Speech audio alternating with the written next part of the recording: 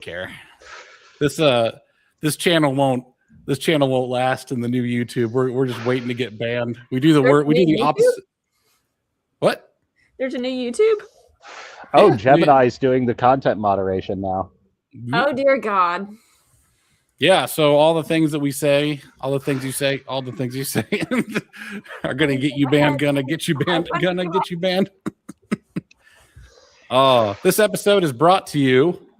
Let me see if I can pull it up. I lost the tab. Here we go. All right. I got it. I'll just go here for the main page. Oh, the page sucks. Oh, there we go. All right. Okay.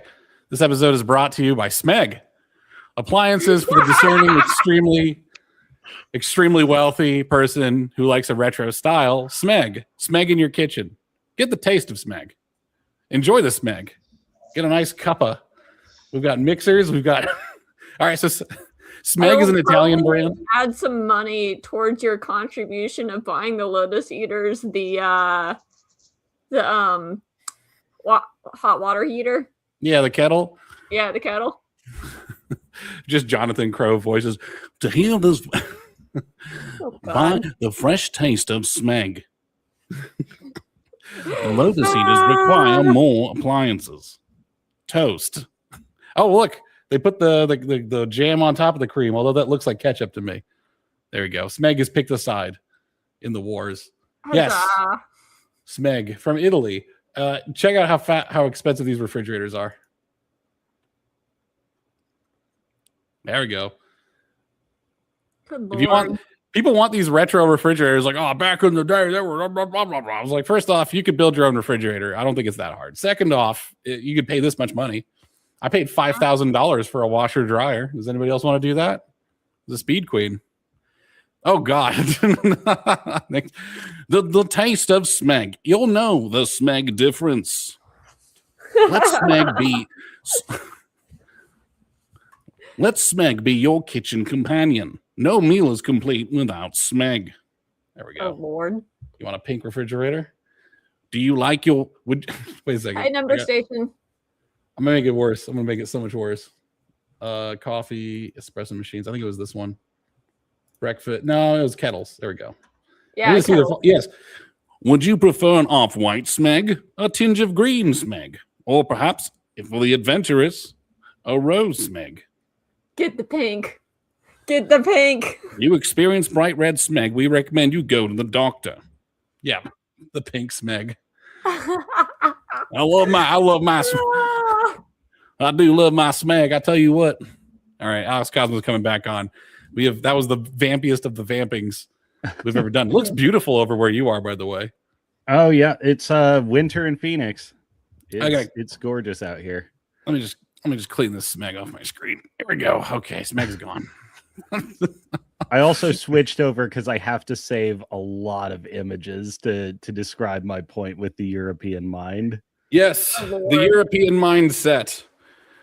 We will figure out what to do with the European mindset. What is going on with them? What is going on? What do I want to say here? Let's start with where they're at right now, okay? Because that way we can get a bit of a feel for what we want to talk about, okay? So at the moment, you have SpongeBob running around with everything on fire. Pretty much, yeah. I mean, it's and blaming everyone else but themselves for the fire. Yeah. Oh, good Lord. Like, I love the Europeans, but I'm starting to get real tired of their shit because it's like every single time it's the Americans' fault. I'm like, seriously? You have very solvable problems. The funny thing about this, I'm going to call bullshit on that. Shabalaba, whatever your name is. We got a European here. Fuck you, pal. You're not going to like this show. I'm going to shit on you like the bidets. Yeah. I'll see you later, man. Fuck off, you agate fay. I'll see you, man. The Europeans right now have. I mean, all right. What's good? What's going good there? Let's start with that. Do we know? They have a lot of stuff that they call free. Oh Lord, and their taxes are like at 50% in some countries. Like, Yeah, oh good Lord. I tried to move to Germany for a while. Yeah, there you go. The food's good. Oh yeah, they do have good food. Italy definitely has wonderful food as long as you go to the right places. America may definitely- have the recipes. The quality is definitely great, and I felt a lot of my health issues go away just by being there for 6 months. It's kind of Correct. crazy. Yeah.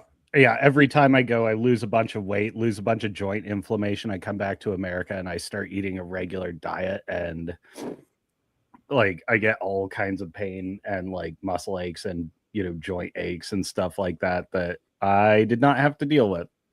The funny thing is that I got all those benefits by just living out in the country, where a lot of my food is not like I just started cooking everything. Like I will go to the fast food every couple of weeks, or go eat out every couple of weeks, and I think that keeps the level down below where my body can process it. You know what I mean?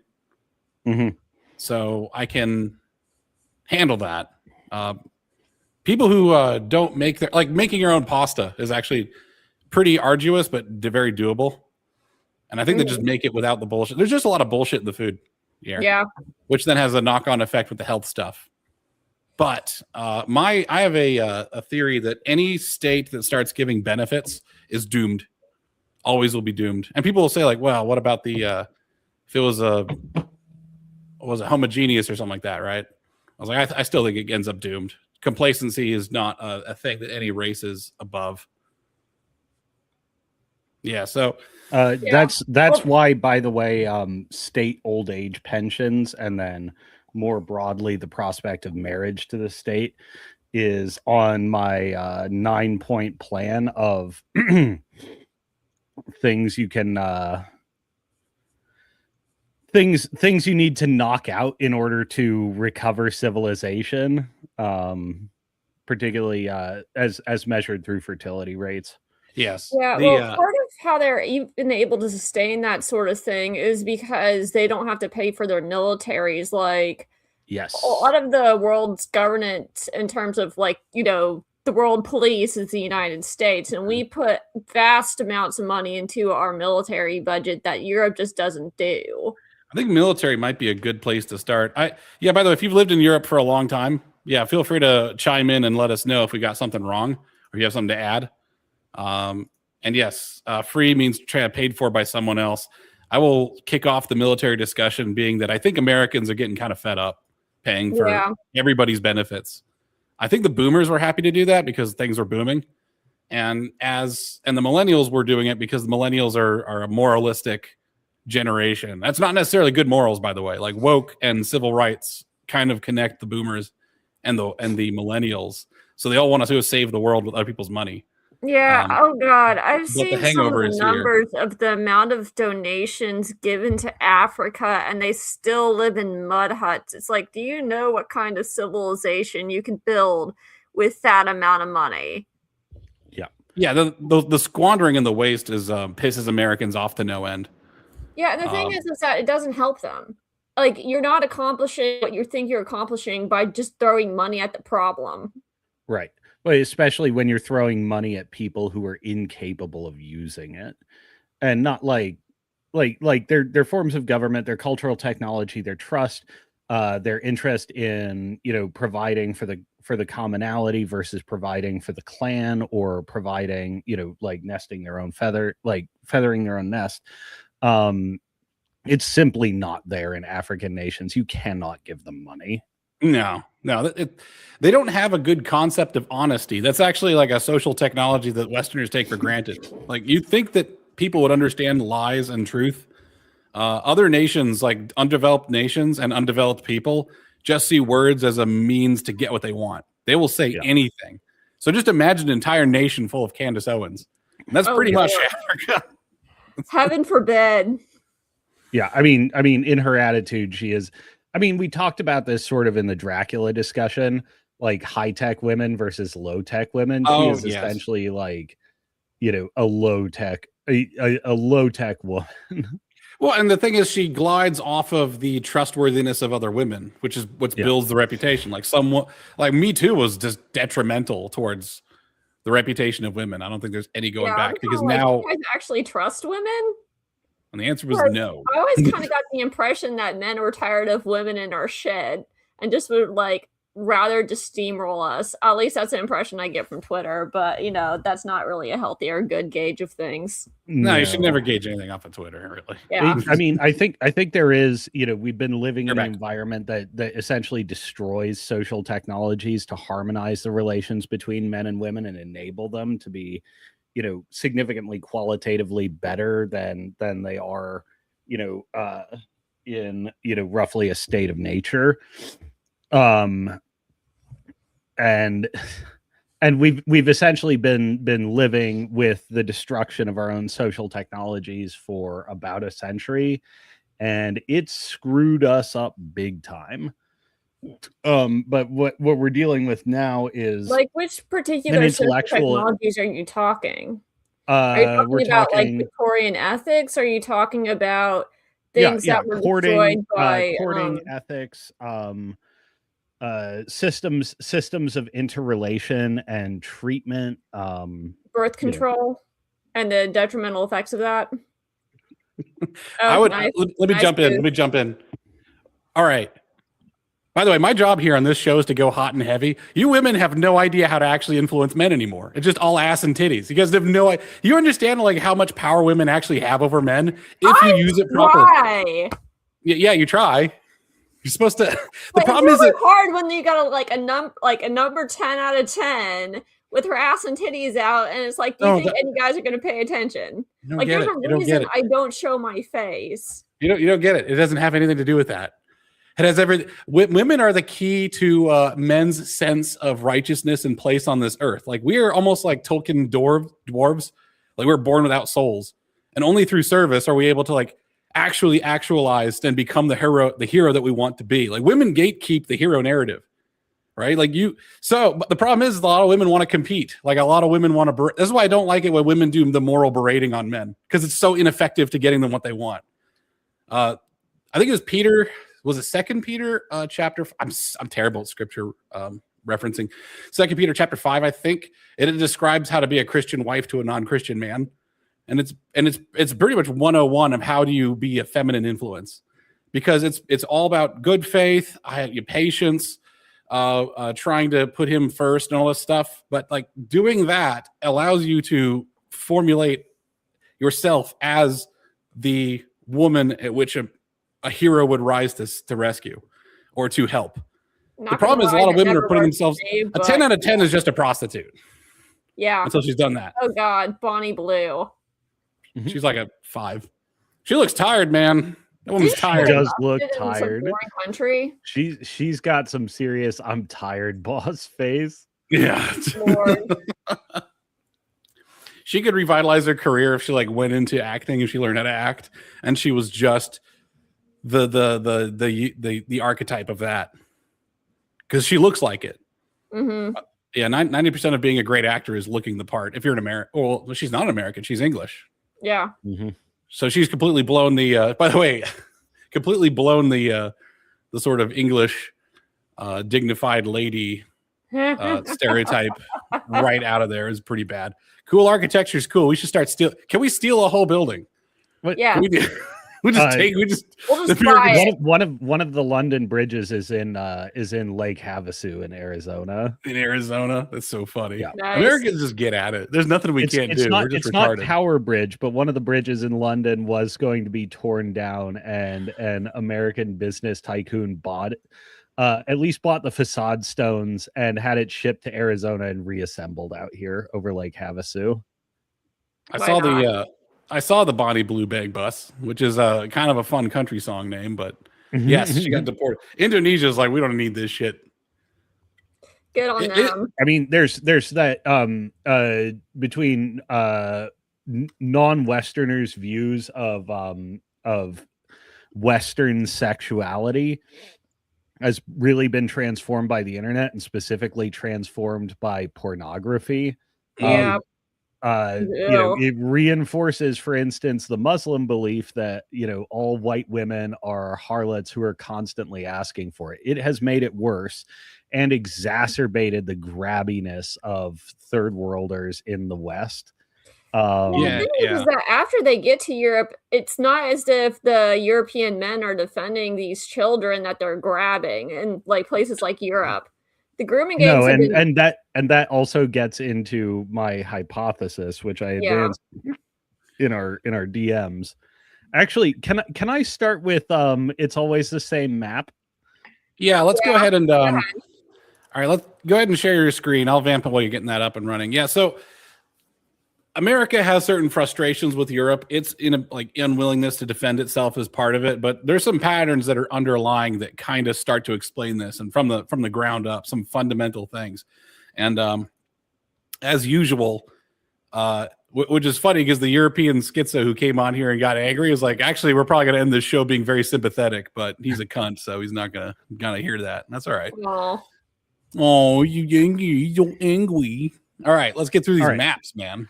So there's this meme when it comes to like the global IQ distribution maps, and if you look at X or Y or Z, social, health problem, matter of law, etc., the joke is they're all the same map. They're just the IQ map again. Europe has its own version of they're all the same map. So this is religion by country / region across this part of the world. Catholicism is the best. Hooray, Italy. Red Catholicism, yellow Orthodoxy, green Protestant denominations, various Islam, Judaism, but notice that's all out here except for this like Albania stuff and Eastern European Adriatic states. Anyways, what time period is this captured? Do you know? Most of these maps that I harvested are all 2015. Okay, cool. Awesome. So this is European regions by religion. This is most common dinner time across Europe. All right, so we're seeing the Orthodox on the east. It's about 7 to 8. The Protestant Germans there are a little bit more. They were Protestant, right? I assume mostly, they're earlier. But yeah, we're seeing the Protestant areas are earlier, and I don't know how the Spain more functions. Catholic you are, the later it gets. We're all night owls. Yeah, freaking Malta, 8 to midnight. Is that 8 to 9? Okay, 8 to 9. Okay, yeah. Why not? Funny. You get off of work at 5.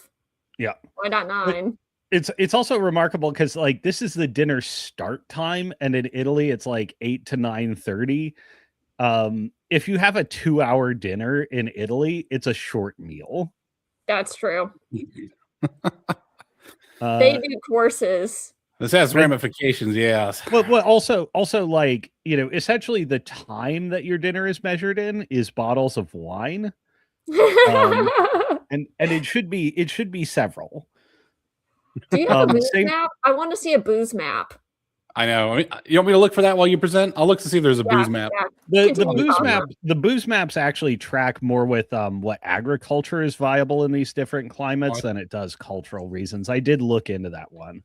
Okay. All right. Next one. Will you receive food as a guest at someone's house? It's the same map. Yes, it is pretty much. The Catholic region's more likely. The more Protestant you get, the less likely. I don't know if I'd say Protestant you get. Well, yeah, all right. No, I'll go with that. It's the funny thing is the orthodoxies are up way north as well, right? Because you could look at this and say like the more frigid area you are. And by the way, what's that island to the west of France? Oh, that's Iceland. Yeah. Okay. Yeah, that's weird. But so it's all the same map, but there's a lot layered in here. Total fertility rate. Well, I remember hearing stories about the food one where someone went to somebody's house in like Sweden, and it was a thing of they had to pay for food or they just didn't eat it all when they were staying overnight. I'm like, what is that bullshit? This is also a map of whether social events are alcohol is provided or it's BYOB. Yeah, I'm just like, I'm a Southerner, and that's like unheard of. Like, how dare you do that to a guest? No, you feed the crap out of them. I guess that's part of our culture, but at the same time, I'm like, you stingy bastards. Yep. Well, I don't. Yeah, this is a weird map because like I want to like get into why. I want to find out. so Lord. total Yeah. fertility rate. Interesting thing among American Catholics. American Catholics actually get abortions at slightly higher rates than the general population. That's weird and bad. Yeah. But yeah, America's a total crazy place. fertility rate. It's actually the Protestant countries that are higher fertility. Really? This one is 2015. So this is refugees by country. This is 2015. So this is quite some time ago. It's sort of the start of the major Syrian civil war immigration that was mostly just chancers taking advantage of an open door. This one has some confounding variables. Norway, very Protestant, very low refugees. Part of that is that Norway was not part of the EU. I will pay Edward Dutton an undisclosed amount of money to come on here and talk about the Quakers because this screams to me of the sort of Quaker thing. Because the thing about Protestantism is that it makes you get a mixed bag, right? That's why I don't like it when people say, "Oh, the Protestants are like this." The Protestants are like everything. Okay, there's Protestants that are basically Catholics. There are Protestants that are absolute crazy cult leaders. You're going to get everything in between. Right.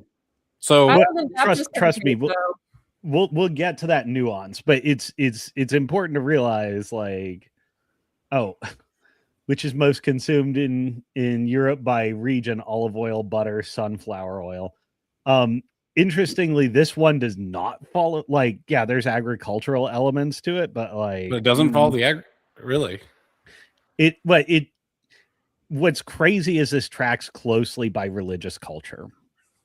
Really? So you can see Orthodoxy all over here.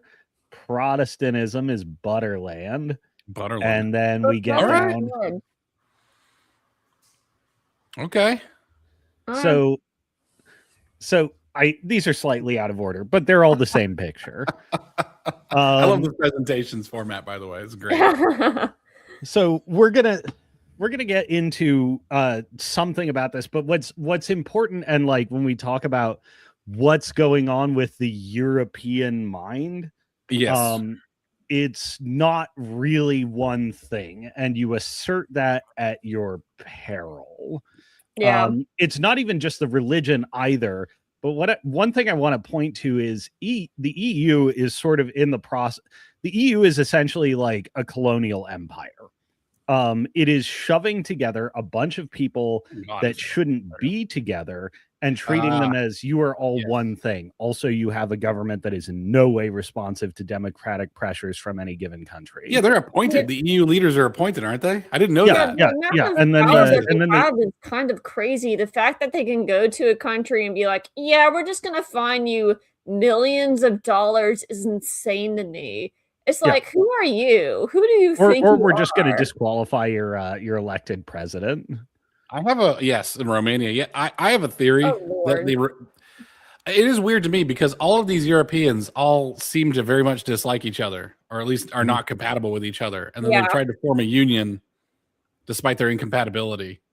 They're trying to be America. Yeah, I got you. Yeah. So yeah, they're trying to be America. There's some background history on the EU and the CIA, but like regional cultures are important. Like national cultures are important. Germany's actually a great microcosm of this whole problem with the European mind, and how it's possible for this crazy derangement to take over. I have my own hypothesis on this. But this is a meme I enjoy. Prussia in 1860, 1933, 1950, 2023. Bavarians in 1860, all the way down. Yeah. Like Germany is kind of an artificial country created by Otto von Bismarck, essentially, like unifying most European German-speaking peoples into one country. Well, they're actually like quite different internally. Well, this is an interesting bit of evidence. By the way, I don't care. This is also the same map. This is Protestants and Catholics. how would I put this? Is that I don't really care if a theory is correct or not. I'm like, we're not betting on horses here, but this could be a counter argument to the single language being terribly helpful for uniting a people, because these guys were united under the Germanic language, and it just didn't. There's got to be like a metric, like some either to a degree or to certain criteria must be required before a peoples can become a people. Before unity becomes counterproductive. Yeah. I think there is, and that's actually one of the reasons I have complex thoughts again about multiculturalism, but I'm generally not a giant fan. I'm not like you need a meta culture and overtribe that everyone can belong to, and like you can't have non-affiliation with the overtribe bare minimum. I try to word it like this: is that it's multiculturalism is kind of the surface level of it, but really what you're trying to fight is multipolarism. Because you could have you could have multiple cultures that are more or less doing all the same shit, like having a bunch of Chinese immigrants come to America, and other than the Chinese organized crime, which only victimizes Chinese people, so no one really cared. Like other than that, they're pretty much just were Americans from the get-go. It's like work hard, tell the truth, don't steal, don't screw people over, that sort of thing. Opening a restaurant is chill. Don't try to take over an industry which has actual power. Like restaurants, no big deal. Silicon Valley, kind of a big fucking deal. Americans will notice that. Americans don't like ceding power. So the Indians made a big mistake because they're going after like straight for the throat of American power, and the Americans are kind of not happy about that. Yeah, right. They're also incapable of maintaining what they take over. Yes, this is correct. It's all liquidation. It's all a fire sale. That's right. It's all extraction. Good Lord. Yeah. So, the reason this is in here is, Germany is made up of all these different these different cultures, and they were able to unify on the back of, shared interests, shared language, but they're still quite different internally. This is true of Europe as a whole, and the European Union project to pretend that that's not the case is kind of insane. Like think about the scramble for Africa, or the post World War I Middle Eastern settlement, where it's like, yeah, we'll just draw lines across, like hereditary lands and clans and, traditional claims and settled groups of people, and it'll all be fine. The EU is essentially doing the same thing. That is so they're victim.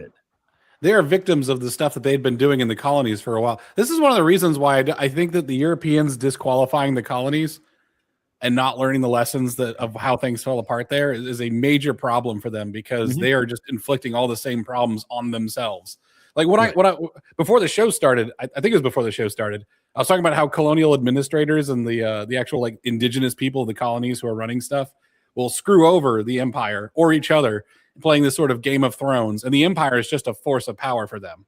That exact same thing is happening in Europe. Like people are grifting off of it. People are stealing stuff. People are politically assassinating each other. Like as Doodly brought up, I never get your name right. Diddly Doodler brought up here is like, and then we mentioned before, like there'll be overthrows of entire government. Political coalitions form.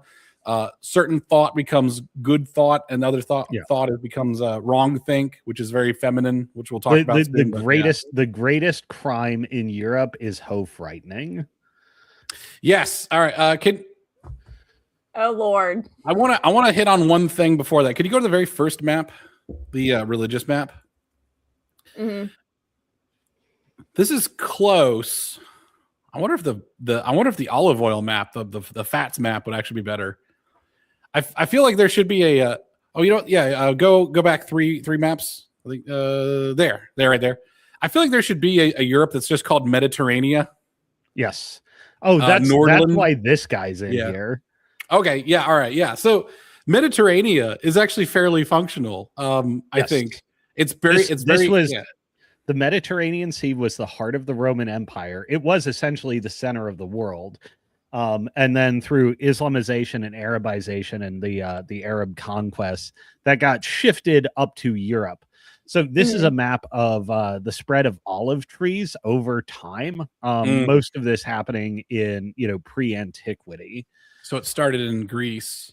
Greece Started over in Anatolia. Oh, really? Or no, okay. not even Anatolia. This is the Levant over here. All right, so it started in the Levant. So okay, black is the first movement, and then red as the second movement. Yep. And then the yellow is the third movement. Yep. And something that's very important to remember about antiquity and even, less the Arab conquests up into modern times, every country touched by this green shares or shared essentially the same culture. Yeah. Like the Mediterranean world, like they had very syncretized religions, say between Greece and Egypt.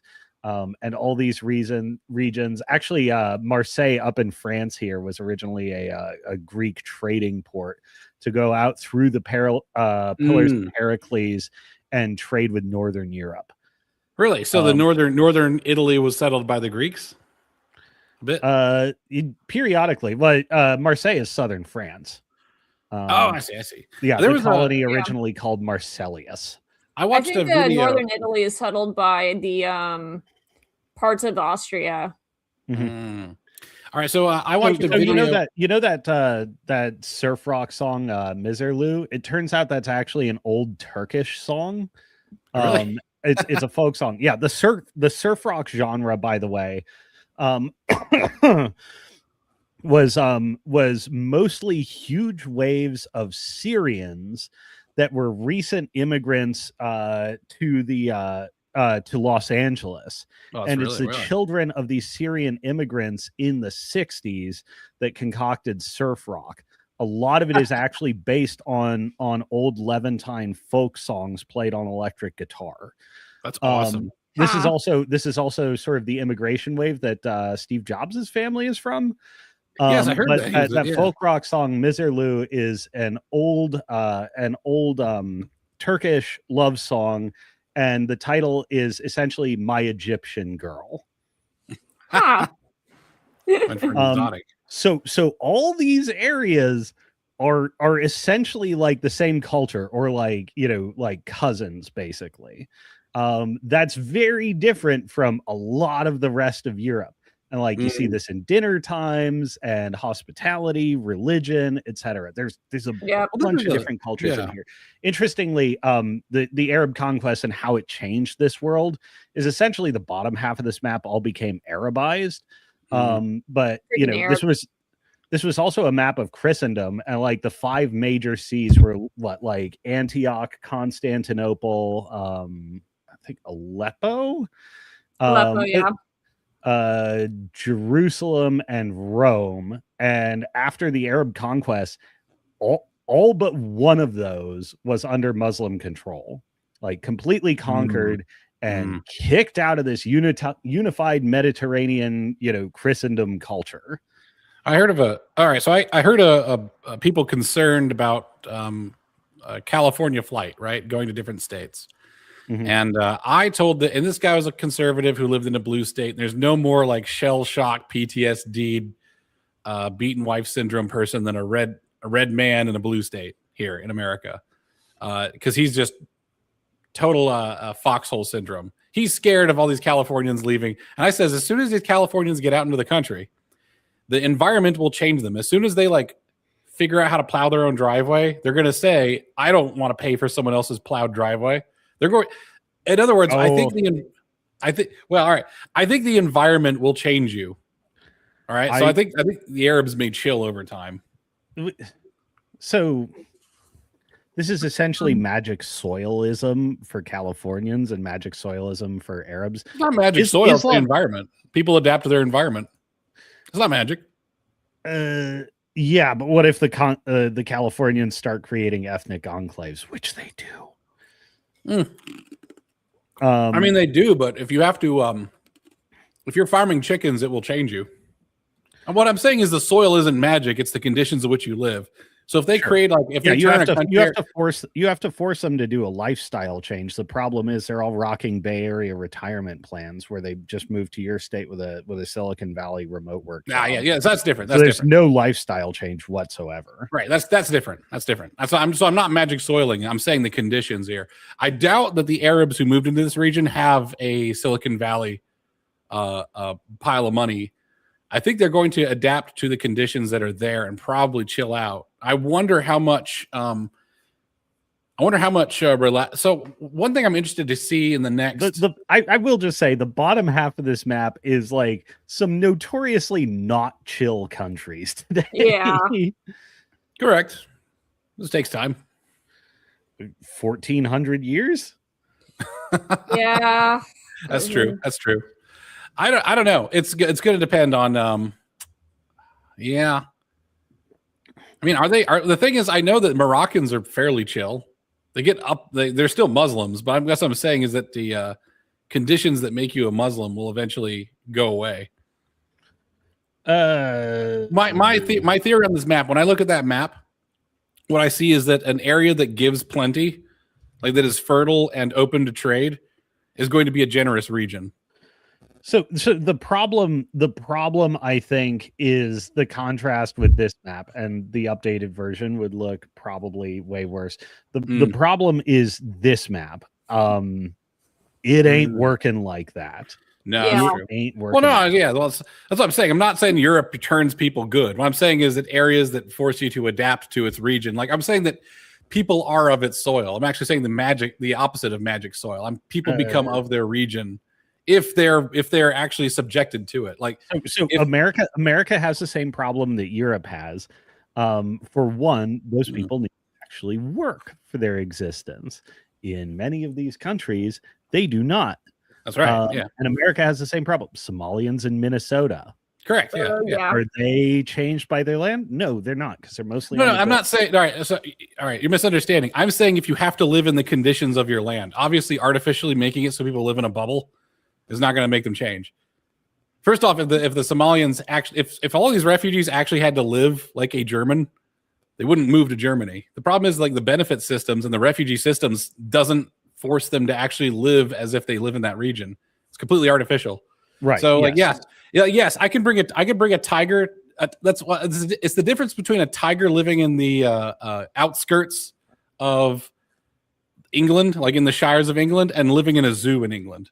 Like if you're telling me that a tiger is sustaining its existence, well, maybe a tiger is a bad example because a tiger become an alpha predator. But like if you're telling me that like some invasive animal is being kept in a zoo versus like out in the wild. First off, a lot of invasive animals don't do well in the new area. Like they'll invade and then they'll die. You hear about the area because you'll hear about the ones that are successful, but you don't hear about the ones that aren't. Yeah. If I put a goldfish into a pond locally here, where are goldfish like native to? Not here, right? If I put a goldfish into the pond here, it's going to die. What I'm saying though is that you've made an artificial pond that allows this stuff to build up. Mm-hmm. If I take a bunch of Somalians and stick them in Norway, and then I turn the conditions back to 1400s Norway, they're going to just leave. Sure, you have to give them absolutely nothing. That's what I'm saying. You have to exactly like what I'm saying is the artificiality. Like you're talking about the abstraction from the soil.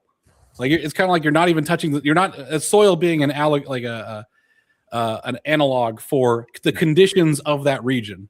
Right. Right. Well, so I think that's one of the things that's going on with the European mind. And we can get into my hypothesis. Well, they've also been later, abstracted from their region too. Like Germans. They've been abstracted and seem to, in many cases, genuinely believe that everyone is basically the same and therefore in their contextual experience like them, or they believe that it makes them a bad person if they don't profess to believe this or attempt to enforce themselves believing this. So they're like in terms of like social justice and intercultural relations, they're delusional. They're delusional. And part of it is I think, and like just to quickly highlight the theory, one, the two world wars back to back were a massive genetic selection event. Let's talk about that. Really bad way. Yeah. Two, I I forgot what the other one was. It was the expatriation, but was it? Or was that was my idea? World Wars and the ideology. Yeah, the hangover from the Second World War in particular. There was a narrative created around the ending of the Second World War. I am not saying unjustly or without merit. I am simply observing a narrative was created around that. That nationalism and ethnic preference, or even a recognition of ethnicity in any way that could even be like vaguely construed to approach, Nazi race ideology, like any pride whatsoever. Yeah, any pride whatsoever that wasn't, attributable to foreigners and like, oh, you're just as good as us, became evil and demonized. So essentially they had this like strong ideological reaction to Nazism that made them stupid. You know what's funny is because you have the contemporaries who are trying to have like some sort of return to ethnocentric Nazism. I was like, you guys realize that Nazism had a big part in why you got the like post-war, as AA would call it, the boomer truth. I was like, you don't get the boomer truth without the Nazis. Like you will fuel your own destruction by being that way. Also, part of the ideological hangover was, and I've seen a lot of Soviet propaganda films. Like one of the weird things about working in the streaming industry for foreign historical and indie films, you see a lot of Soviet, particularly early Soviet propaganda. Probably love that. The communists accomplished a major PR coup by pitting themselves as, opposed to fascism, or like they're the diametric opposite of fascism, despite them being essentially allied at one point. They're basically in a lot of ways the same. It's just they're not. They're fighting over radicals, basically. They're fighting over the same segment of the population, and that's why in Germany and Italy they actually fought a lot. But the communists characterized, the fascists as their great, moral evil, and everyone's like, oh, fascism evil, therefore communism good, as the polar opposite. They accomplished this word game trick that fooled absolutely everyone, and that became part of the boomer truth regime and the European mindset around this stuff. Communism archetype of the left, therefore right equals bad. This leads to this prolonged ideological hangover where like European political discourse became so delusional and so out of touch with reality and boiled down to a simple propagandistic sloganeering exercise that's just invented by and for stupid people. I mean, that has not really stopped. And then combined, yes, agreed. And America spurred it on. We were in favor of this. We're not really an ethno state in America, but over in Europe they are. And so it's sort of like we as a country can get away with that to some degree because we are a melting pot of ethnicities. But over in Europe, no, that's very different. I don't know it also means that they then have a moral, they have this felt moral belief that they should disestablish themselves because in their frame game, what they are is evil. Like fundamentally, it's their moral duty to destroy themselves, and they believe this subconsciously, whether they realize it or not. These are the ones you sent me, by the way, about Europe and its attitude towards itself. I think it's relevant. I think you sent me this one, but yeah, this is a real conversation I had with a French girl. How many people in Paris are French? She says, not many now. Is that a problem? No. Is Paris more dangerous than it was 20 years ago? Yes. So what has changed? There's more immigrants now. So the immigrants are violent? No. Yeah, Europe is fucking finished, is how he finished that. The delusion is off the charts, actually, with Europe. Here's the one that you sent me. French American here, spent 20 years in France, 13 in the US. Let me speak to this. I think the only reason Europors tolerate their miserable existence is because they tell themselves lies about what the rest of the world is like. They eat gruel in their AC-less social housing while the most awesome party in history is being thrown just next door. If you hang out in France, you'll routinely hear them saying things like, in the US, people die in front of hospitals. You can see our earlier chatter if you want to see some like example of that. Their image of the US, they literally believe this to be the case. Or our social system is the envy of the world. Their image of the US is completely delusional, and they are often shocked to discover that when they visit here. Their Marxist media brainwash them into thinking America is some Dickensian horror with monopoly-style fat capitalists running around with their top hats and monocles, exploiting dirt poor workers. The reality is that Social Security is, unfortunately, the largest government expense in the U.S. Hospitals are by law forbidden to refuse care to people. Americans are so much richer than French people, it's not even funny. The poorest of our 50 states, Mississippi, has a GDP per capita of $53K, which is 36% higher than France's $39K. Good Lord. Now, the biggest problems in America are European systems that we adopted, by the way. Like everything from social, like race guilt, which is why I think that it's a two-way street. People in Europe will blame the global American empire, but I think a lot of our intelligence agencies work in cahoots. And the fact is, ideas move cross back, back and forth. But a lot of the worst. Oh, yeah, absolutely. Yeah. I mean, a lot of the heads of the intelligence agencies and the people pushing, the sort of global American empire on Europe were themselves massive Europhiles. Yes. Yep. Yeah. So race guilt, whether you're a Nazi or an American white, right, or KKK member, this isn't the same to them. The hospital's not able to refuse anybody. I have mixed feelings about this one. I'll put a big it depends. Like there might be a duty of care if you just have the bandwidth. But if I go into an emergency room and it's full of a bunch of like poor ass immigrants who aren't paying any money, I'm like, fuck you. I'm going to the top of the line. Like if you pay a deposit up front, you're just at the front of the line. Like here's $500 as a deposit to my care. I would like to get my head looked at because I got my head beaten in by that coincidentally that asshole right over there who I shot.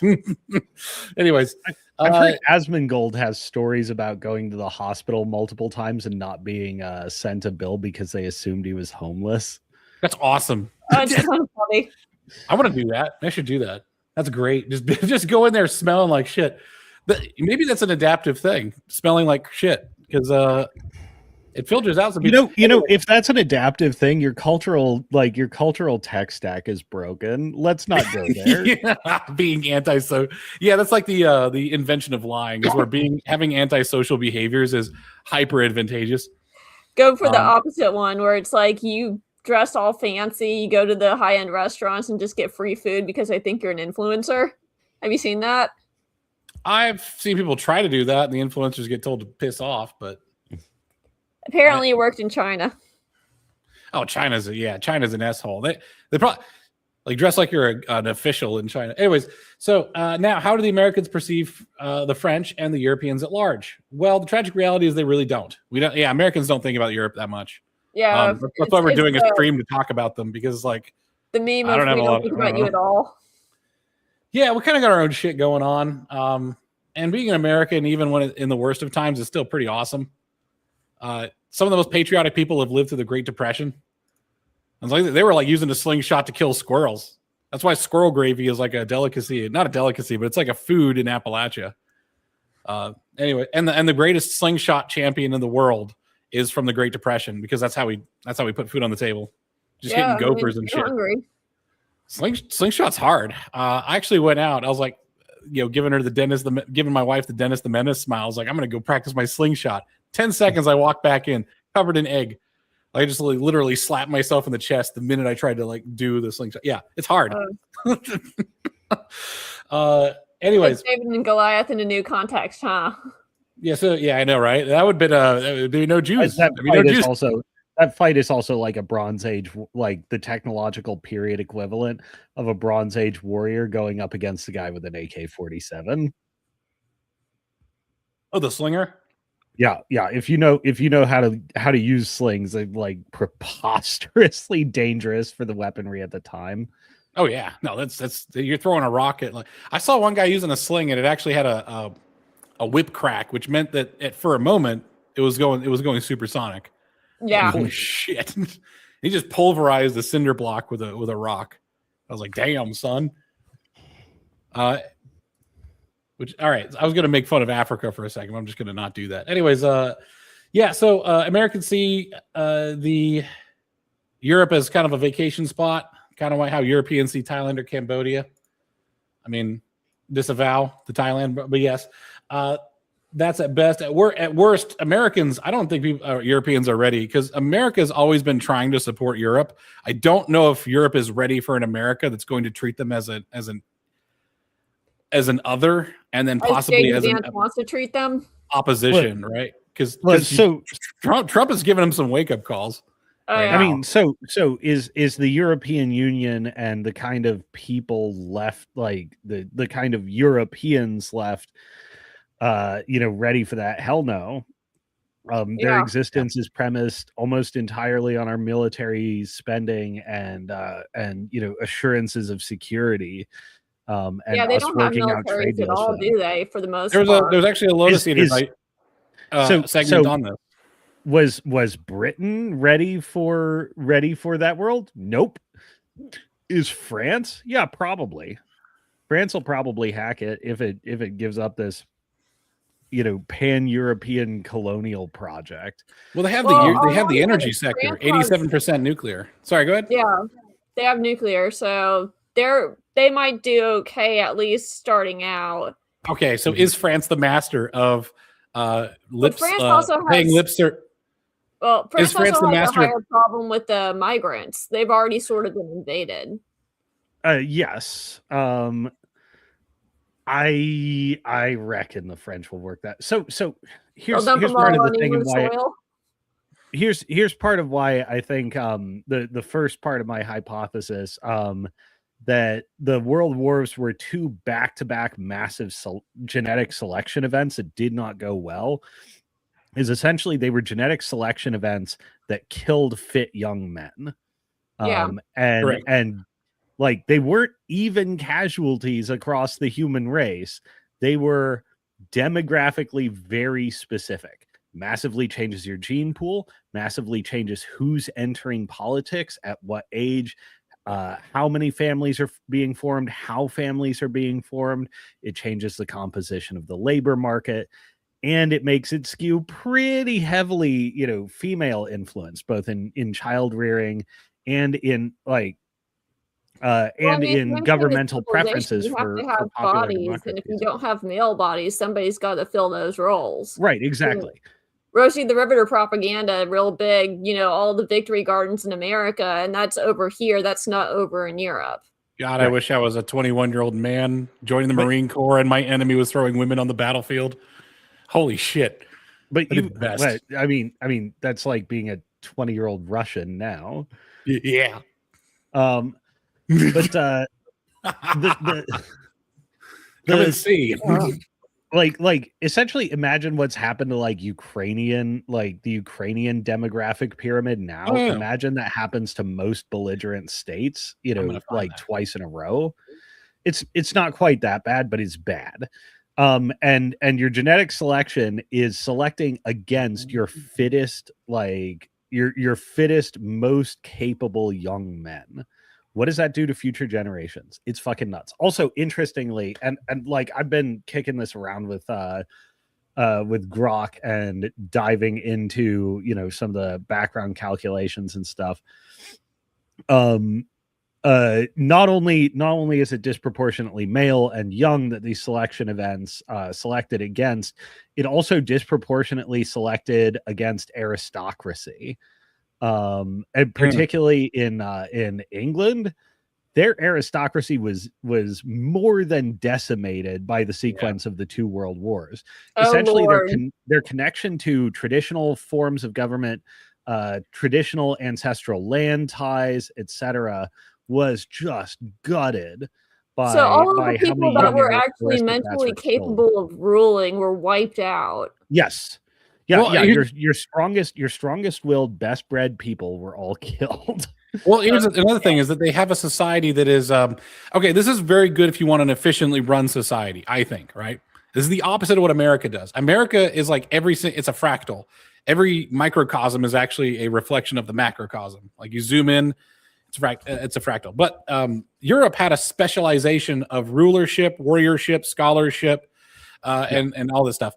And they became dependent on the institutions, and the institutions were dependent on good breeding. And when stuff started affecting, as you said, the aristocracy, enculturation, education, almost a caste apart. Here's a crushing blow to the Europeans. And I'm going to say this. I say this with love, and I'm sorry. Everything that made Europe died with those men on that field, because the peasants cannot perpetuate. The peasants are not able to keep this going. Like the men who built. What's interesting, and you see, like, one, it's reinforced by how disproportionately female influence they were for a long time, but also what social class suffered the least in those two world wars, in both of them. The merchant class. I'm just kidding. I don't know. No, it was the merchant class. It was the middle class, urban burghers and traders. That's why you get responsibility averse bureaucracies that minimize personal accountability taking over every post-war European government. Those are bad merchants. And you're absolutely right. Everything that made Europe died with those men. That sucks. That's my hypothesis, anyways. By the way, I mean, you still have some survivors. You still have some people who, cherish the old ways in a non-LARPy kind of thing because they're actually connected to their cultural tradition without all this modernist shit.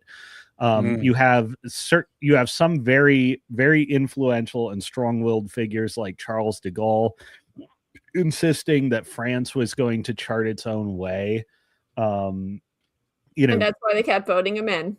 Right. Yeah. It's not everything, but like, I think it really weakened the Europeans, and there's still a lot to like about Europe, because just going back to like those maps and why the idea of the European Union is delusional is because they are all so different. And I think, when Americans go over there as a vacation spot, we do find a lot to admire. We do find a lot to admire in theory about Europe. Or about individual Europeans. And it's because they're still distinct, unique, parochial, particular, but they're also like accessibly so. They're close enough to us that it's compatible right away. And it's the same reason why a lot of Americans find it quaint to go like to the rural southern towns that are very good with hospitality. And why America is a weird place, because yes, you have the mainstream Americans, which are 80% of the population, I would wager. But then you've got like the extremes, like Amish are a big extreme, but the Amish are not the only people that do that, who will forego a lot of the efficiencies of the sort of mainstream American attitude. Like they will make their own mayonnaise just because they can, right? Because they feel like they should, right? They'll make their own wedding dresses. They will maintain their own cars, and you start getting this sort of culture of self-reliance, which becomes a culture of like self independence, and therefore cultural heterogeneous. What's that? Homogeneous? What's a heterogeneous? Heterogeneity. There we go. Thank you. Yeah. Some poor kid is gonna like die with that being their spelling bee word. But yes, the heterogeneity of America comes from our want for self-reliance. So we do have pockets of that in America, despite the fact. Oh yeah, no worries, Alex. Despite the fact that we are one nation that seems to be under the influence of mass communication, the Europeans do not have that sense that keeps them separate from our mass communication. So it's fairly, despite the fact that, like, yes, Italians are distinct, French are distinct, they'll probably always be distinct, but they will begin to get eroded by mass communication. I think a lot of the stuff that the Europeans complain about, American influence, is just us, I don't know, showing a cool commercial and it has some black people in it or something like that, or it has some universal human themes. And it's just they're just getting one-shotted by the mass communication from America. Like, I don't know how much of it is a concerted, purposeful effort on like the CIA versus just the fact that America has dominant culture. Yeah, we're the dominant culture. And we also, they don't see, you get a funhouse mirror when you look at mass communication, is you don't see a lot of the struggles that actually happen inside of America that made that happen. Yeah, and I feel like it's very much through the looking glass. The problems they think we have are usually not the problems we're facing, and the problems we actually have, they don't see. I think also, like, when you talk about those mass extinctions event of World War I, World War II, America was not affected nearly as badly as Europe was. So a lot of that mass, like that loss of, as you would say, the DNA, the whole generations of men, we did lose a lot of people, but not like Europe. World War I is especially tragic because I feel like it punished bravery. Yeah. But yes, the British are still bitter about lots of things, but one of them is that America, you're a little bit late, aren't you, to the world wars? I was like, yeah, we don't want to go. But yeah, it wasn't our war. It wasn't our war. Yeah, exactly. Like if they think, and they continue to hope. I hear the Lotus Eaters episode that came out in its singularity today. It was about Britain not being prepared for war, right? I think one of the estimates of their think tank said they are ready for like a few weeks long war and no more than that. Yeah. The Americans do not see Europe as European problems as our problems. I think the Europeans way overestimate the ethnic cohesion that Americans might have with them, especially the English, who think that they kind of oscillate a little bit like, the Indian meme where it's like delusional bragging and please just accept us. It's like the English are like, oh, you Americans are so unsophisticated and so foreign and weird, versus like Americans, you are English and you will come and save us. Yeah. Yeah. It's kind of like that whiplash drives me crazy too, because it's sort of like, well, which one is it? Are we the backwaters barbarians only as far as, but you have to come and save us because, your culture derives from us. Did you make this name Tinkling Koala while you're on your bio break? Because that's hilarious, Alex. I don't know if you did that on purpose. That is super funny. I feel like that's also not your only name that you've had. I feel like you just choose different ones. That's funny. Anyways, yeah, the Americans are not European, and the Europeans will, in times of peace and prosperity, the Europeans will other us, and then when it's time to help them out, they will try and tug on our heartstrings, and I think America's just done with it, right? Ancient T4. Yeah, man, my name is Mr. Popo, because that was my favorite character in Dragon Ball Z. I didn't know it was racist. I just like Mr. Popo. But he's a super blackface. He's great. Mega blackface. He's just chilling there. That's what I want to be. I ain't saying shit. If there were Saiyans around me, I wouldn't be saying shit. Have you seen BBC Abridged? What's that? Have you seen BBC Abridged? I've not. I'll have to watch that later. Okay. Different time. You should watch that. Yeah, we might have to talk about anime at some point. I don't watch any of it, so I think I could play the straight man who just says, this is the weirdest shit I've ever seen. Holy fuck. But anyway. Yeah, there's a sketch by Robin Williams that I always thought was really funny where it's talking about the French, where the French were just like, F you Americans, you and your bloody, bloody, blah. And then there's like, oh, the Germans are here. Come back, Americans. Please save us. I know it's tiring. Yeah. It's very tiring. Americans are done with it because the thing is, America has I have an published video. It came off as really angry. I know DBZ is anime, but I didn't watch that much of it. Everyone was just charging up forever. I'll tell you one thing. I definitely know it's anime because that shit is filler as fuck. Yeah. Oh my god, Dragon Ball Z is filler. You need to watch DBZ Abridged. Trust me. And then the WB, who had aired Dragon Ball Z, recycled back to episode 1 after the Cell saga, and I was like, I'm done with this forever. Yeah, done with it forever. I'm just kidding. I'll come back. I like Studio Ghibli, but I think I agree with Ghibli on his opinion of anime. I just don't like shovelware anime. If you tell me it takes 3 seasons for it to get good, I'm just gonna piss on it. Literally, I will take it outside. I don't think I've ever been that angry before, but I've gotten close. Where it's like I will buy this product and just go piss on it in front of your business. Fine. I don't like the social pressure, is what I'm saying. Is I don't like the social pressure that anime people do. It's the same thing with Muse fans. Muse the band. It's too much fucking pressure, man. They cut out the filler. All right, I'll watch that. That'd be fun. I like that. I'd like that very much. By the way, I'm open to anime. I just don't want to be an anime man. You know what I'm saying? It's like you guys. It's like a weird social thing. We boo, one of us. I was like, I don't want to be one of you. I just want to enjoy the anime. Please, I don't want to join the club. Anyway, it's like voting for Trump, but I don't wear the MAGA hat. You know what I mean? I'm like, I like the guy. I'm not gonna join the weird social club until it sufficiently pisses off the people I don't like. That's when I will join a social club. Anyways. Yes, America is getting a sympathy fatigue. I made a video on this and I actually watched the video over and decided not to publish it because it was really mean. I was just shitting on everybody. That would get me banned for sure. I was going off on I was like, I'm tired of the black. I was tired of the Act Blaze and the A gays. And then everybody, fuck all of you. Nobody's helped me put food on the table or pay my bills. Kiss my ass. I mean, I think that's a very much sentiment that's have an underlying culture in America of sort of like moral standards across the board. Like if you do some stupid shit and it's not legal, then you're getting arrested. And Europe has a 2-tier system. yeah. I mean, what were you going to say, Alex? I think that's become an underlying or a cultural undercurrent in America right now. Atlas is shrugging so hard right now. Yeah. What you don't want it to become is Mene Frego. What might that be? That was when asked about street violence between communists and fascists, and like the fascists kicking the shit out of communists, Italians were like, I don't give a shit. Yes. Like yes. These communists, the communists and socialists have pushed their stuff so fucking hard. I no longer care what happens to them.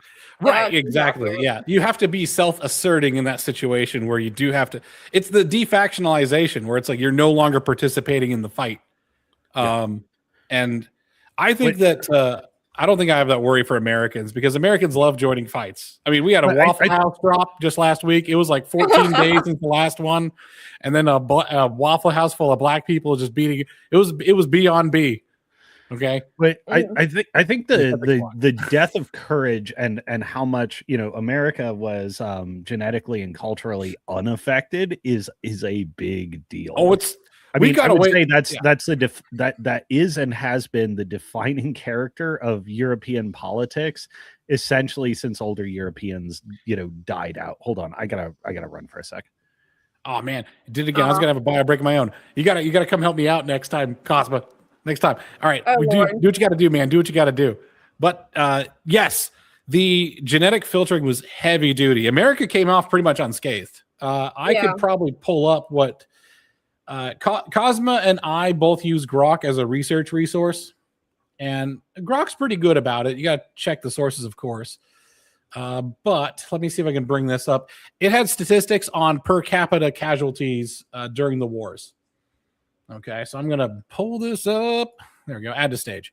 Right. World War I. Got it. It's 4 years. 4 years. That was a 4-year war. Good Lord. That's actually pretty short. 43 deaths per 1,000 in France, 22 deaths per 1,000 from UK, 15 deaths per 1,000 in Russia, which seems pretty low for Russians. They stepped it up the next war. Don't worry. 1.2 deaths for 1,000 and 1.2 deaths. So we're about less than maybe about 36 times, 35 times the number of French people died in World War I than Americans. Americans had nothing, absolutely nothing. Well, it wasn't our war either, so I mean. Well, exactly, but oh my god, yeah, and then Ottoman Empire was, by the way, gone by the end of this war. Yeah, famine was a big part of this. When I looked it up, the casualties from famine were massive in World War I. Absolutely not just massive. Famine, like different trench diseases, like swamp. What is that? The one with the boots. There's one with the boots of trench rot, like gangrene and. All sorts of This is non-combatants. This is non-combatants. Yeah.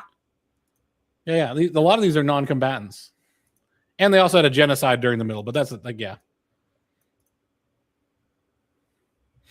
let's see. And then World War II comes along, and there's actually Soviet Union now has more per capita deaths in World War II than anybody had. Ottoman Empire more. The range is more than the Ottoman Empire had, but no one else comes really close. Mm-hmm. Compare that with, which, by the way, I don't know why Russia. Like, what is the effect of Russia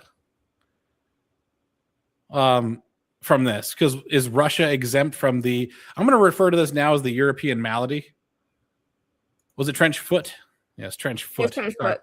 The European malady of this all these people who were the bravest, the best, the most like first in the front. Dying, this European malady. By the way, three deaths per 1,000, which is it's a lot actually. That's actually quite a bit. Twice as much as the first one, but still. It's a lot, and it's a lot when you consider again, it's not symmetrical. It's coming from almost exclusively one age and sex demographic. Right. Is this China, my yeah. Grok thread that we're going over Yes, here? it is. Yes, it is. We're going through it. I already did World War I. It was a pretty quick one. Yeah, China's not really in World War I, but I think China was in the different. There's a bunch of different Chinese wars that involve both England and America, like the Boxer Rebellion or the opioid wars, opium wars, which I believe the opium wars are actually responsible for why a lot of Asians are now immune to opium addiction. Oh no, yeah. One of the things I did later in this thread too was ask it was ask it about, okay, give me other wars with comparable demographic impacts on these countries. Wow. Yeah. And one of the things that's really important about the 20th century is Good they Lord, never Tony. had two back to back like this within a generation of each other. The biggest. All right, so let's define the losers of the war as the ones with the most casualties. We're gonna just read. Obviously, America wins the fuck out of this. Yeah, America's like ridiculous amounts of winning compared to the. But all right, UK is not doing too bad in World War II. Soviet Union loser. Germany loser. They came out with massive territorial gains. Poland, Jesus Christ, Poland. Yeah. Jesus Christ. Okay. Well, they're stuck between Germany and the Soviet Union. What did he expect? I know. Yeah, exactly. Yeah, like the two retards with machine guns, and you're just the dude selling hot dogs in between them. What are you gonna do, right? When I was in college, I studied some of the Eastern Front, and good God, the stuff that came out of that was ridiculous. Poland also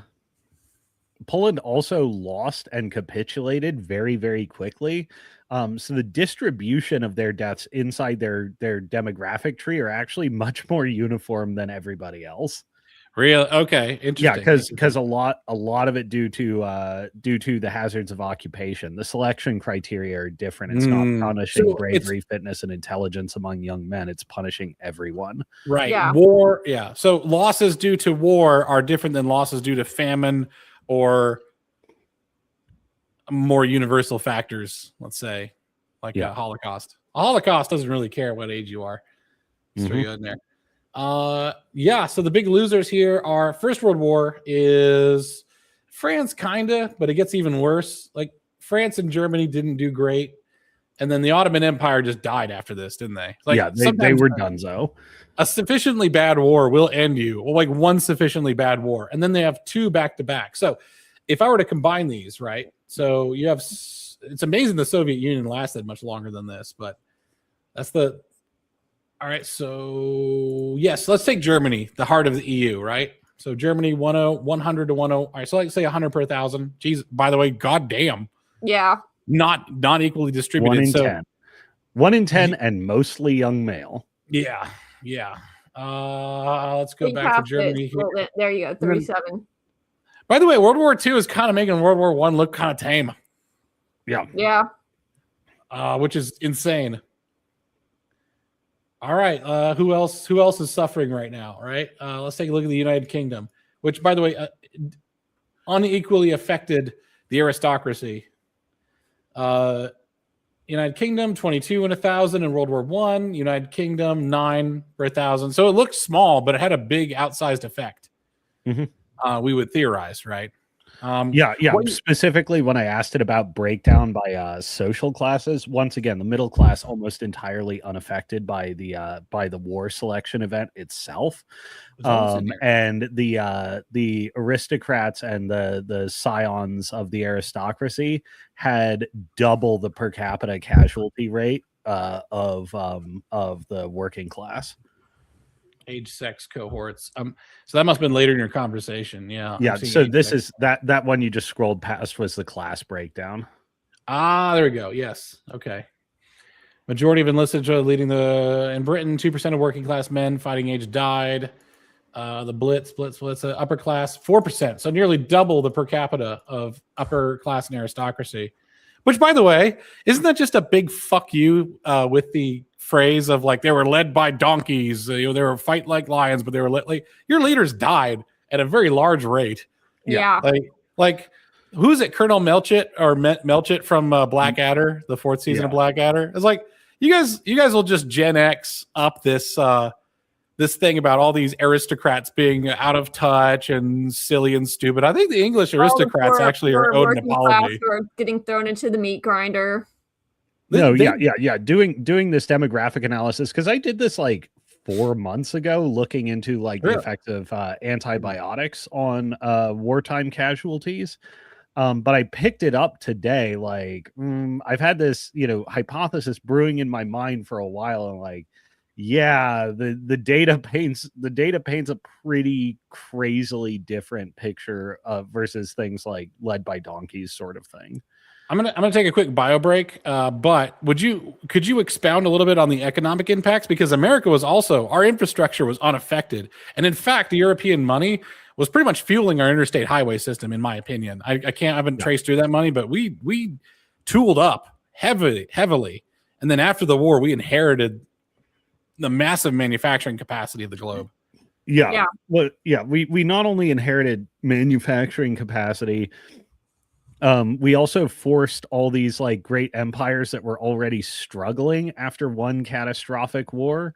We essentially forced them to relinquish all their overseas dependencies. We displaced Britain as the commerce center of the world, and in fact made them our vassal. Like, what until a decade ago was the greatest empire the earth had ever seen suddenly became our vassal through financial debt.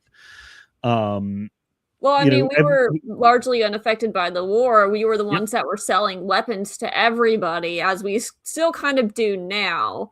Yep, so, and we paid for large swaths of their rebuilding. Yes. So we essentially took all the great developed powers, financially ruined them, and then made them dependent on us, and then started dictating politics to them indirectly. Yeah, and I think one of the things that a lot of Americans don't really touch on when we study our history is the detrimental effects of the Great Depression in America on Europe and the rest of the world. Like, we talk about the Great Depression locally, but we don't really talk about how that impacted places like Germany and led to the Second World War. Yeah. There's some interesting stuff on sort of how all wars are bankers' wars, but yeah. Anytime you see rival currency blocks start forming, war is probably not far off. So do you think that will be a problem in the future if the EU does collapse? Is that why you think that they're so strongly holding to the EU? No, I think they're strongly holding to the EU because at this point it is a dumb counterproductive power system for them, but it's thoroughly entrenched, and it was an extension of our exercise of influence. God, there's the yes minister thing, like, well, yes, Britain should join the European Economic Zone. How else can we keep it from working? Oh Lord. It's really funny. They're essentially dealing with the Kung Pao, like, we taught him wrong on purpose as a joke. No, yeah, America does not treat its vassals well. It keeps them in a permanent state of destabilization, and essentially the European Union is an engine for doing that to European countries. Well, yeah, we taught it. Like it or not, they are the established power base, and it's bad for all of its constituent countries. Yeah, I know, and it's so obvious. It's sort of like, why haven't you dumped this already? Why haven't you just told them no? Like, you don't have to even pay them the fine. Like, why do you have to pay them the fines? All right, so a bit of American politics here, okay? American politics for anyone for those of us, by the way, Americans are not good at self-awareness, so this may be interesting for us too, but it'll also be interesting for any Europeans who ever come across this stream, which was surprisingly not as anti-European as I was intending it to be, but I'll try to step that up. You've had a power change in America that you have right-wing populism, right-wing just meaning somewhat traditional, like national identity, but also like a lot of it's an anti-movement as much as it is a pro-movement, which normally I don't like anti-movements, but like anti-globalism, anti-state dependency, anti-fragile, that sort of stuff is good. I want, like, the Democrat Party today, it used to be both parties, right? Republican and Democrat. They were both very much captured by the three-letter agencies, and it was a symbiotic relationship, right? So, and the NGOs, by the way, NGOs are like another three-letter agency, big ball of them. It's impossible to trace money through it. You got this bless her autistic heart data Republican who goes through and just tries to dismantle all this stuff and disentangle using AI. It is that big of a project to just disentangle the money machine. It used to be the Uniparty. MAGA is actually a genuine change, I think. It hasn't given me any reason not to think that. You'd have to be fairly delusional, like academic agent, to think that like Trump is some regime puppet to continue the what's been going on before. But you must know that the three-letter agencies and the Democratic Party and the old Republican Party, the neocons, who I've heard are neo-Trotskyites. I don't necessarily understand that fully, but someday I will if we talk about it. They are very much one and the same with the European powers. So, in other words, America is the only one that has had a rebellion against this, I'm going to call it Western globalist power block that has captured American politics and captured European politics for quite some time. I mean, what's wrong with calling it the big gay? Because it's not an American empire. I think it's a global Western empire. No, but if I had to describe it, I feel like the big gay is closer. Because it is, specifically American incubated, like America's been the intellectual driver on it. Well, it's confusing because we're also the main driver against France, because a lot of this ideology was imported from France. Well, the Frankfurt School stuff, right? Yeah, the Frankfurt School. Germany and yes, there is a cultural back and forth, but Americans largely took over the generating of it. Yeah, it's funny. America, as I said before, is the Jurassic Park. We will package anything, no matter how horrible and dangerous and irresponsible it is. If you buy it, we'll sell it to you. And Europe wanted to buy this weird new.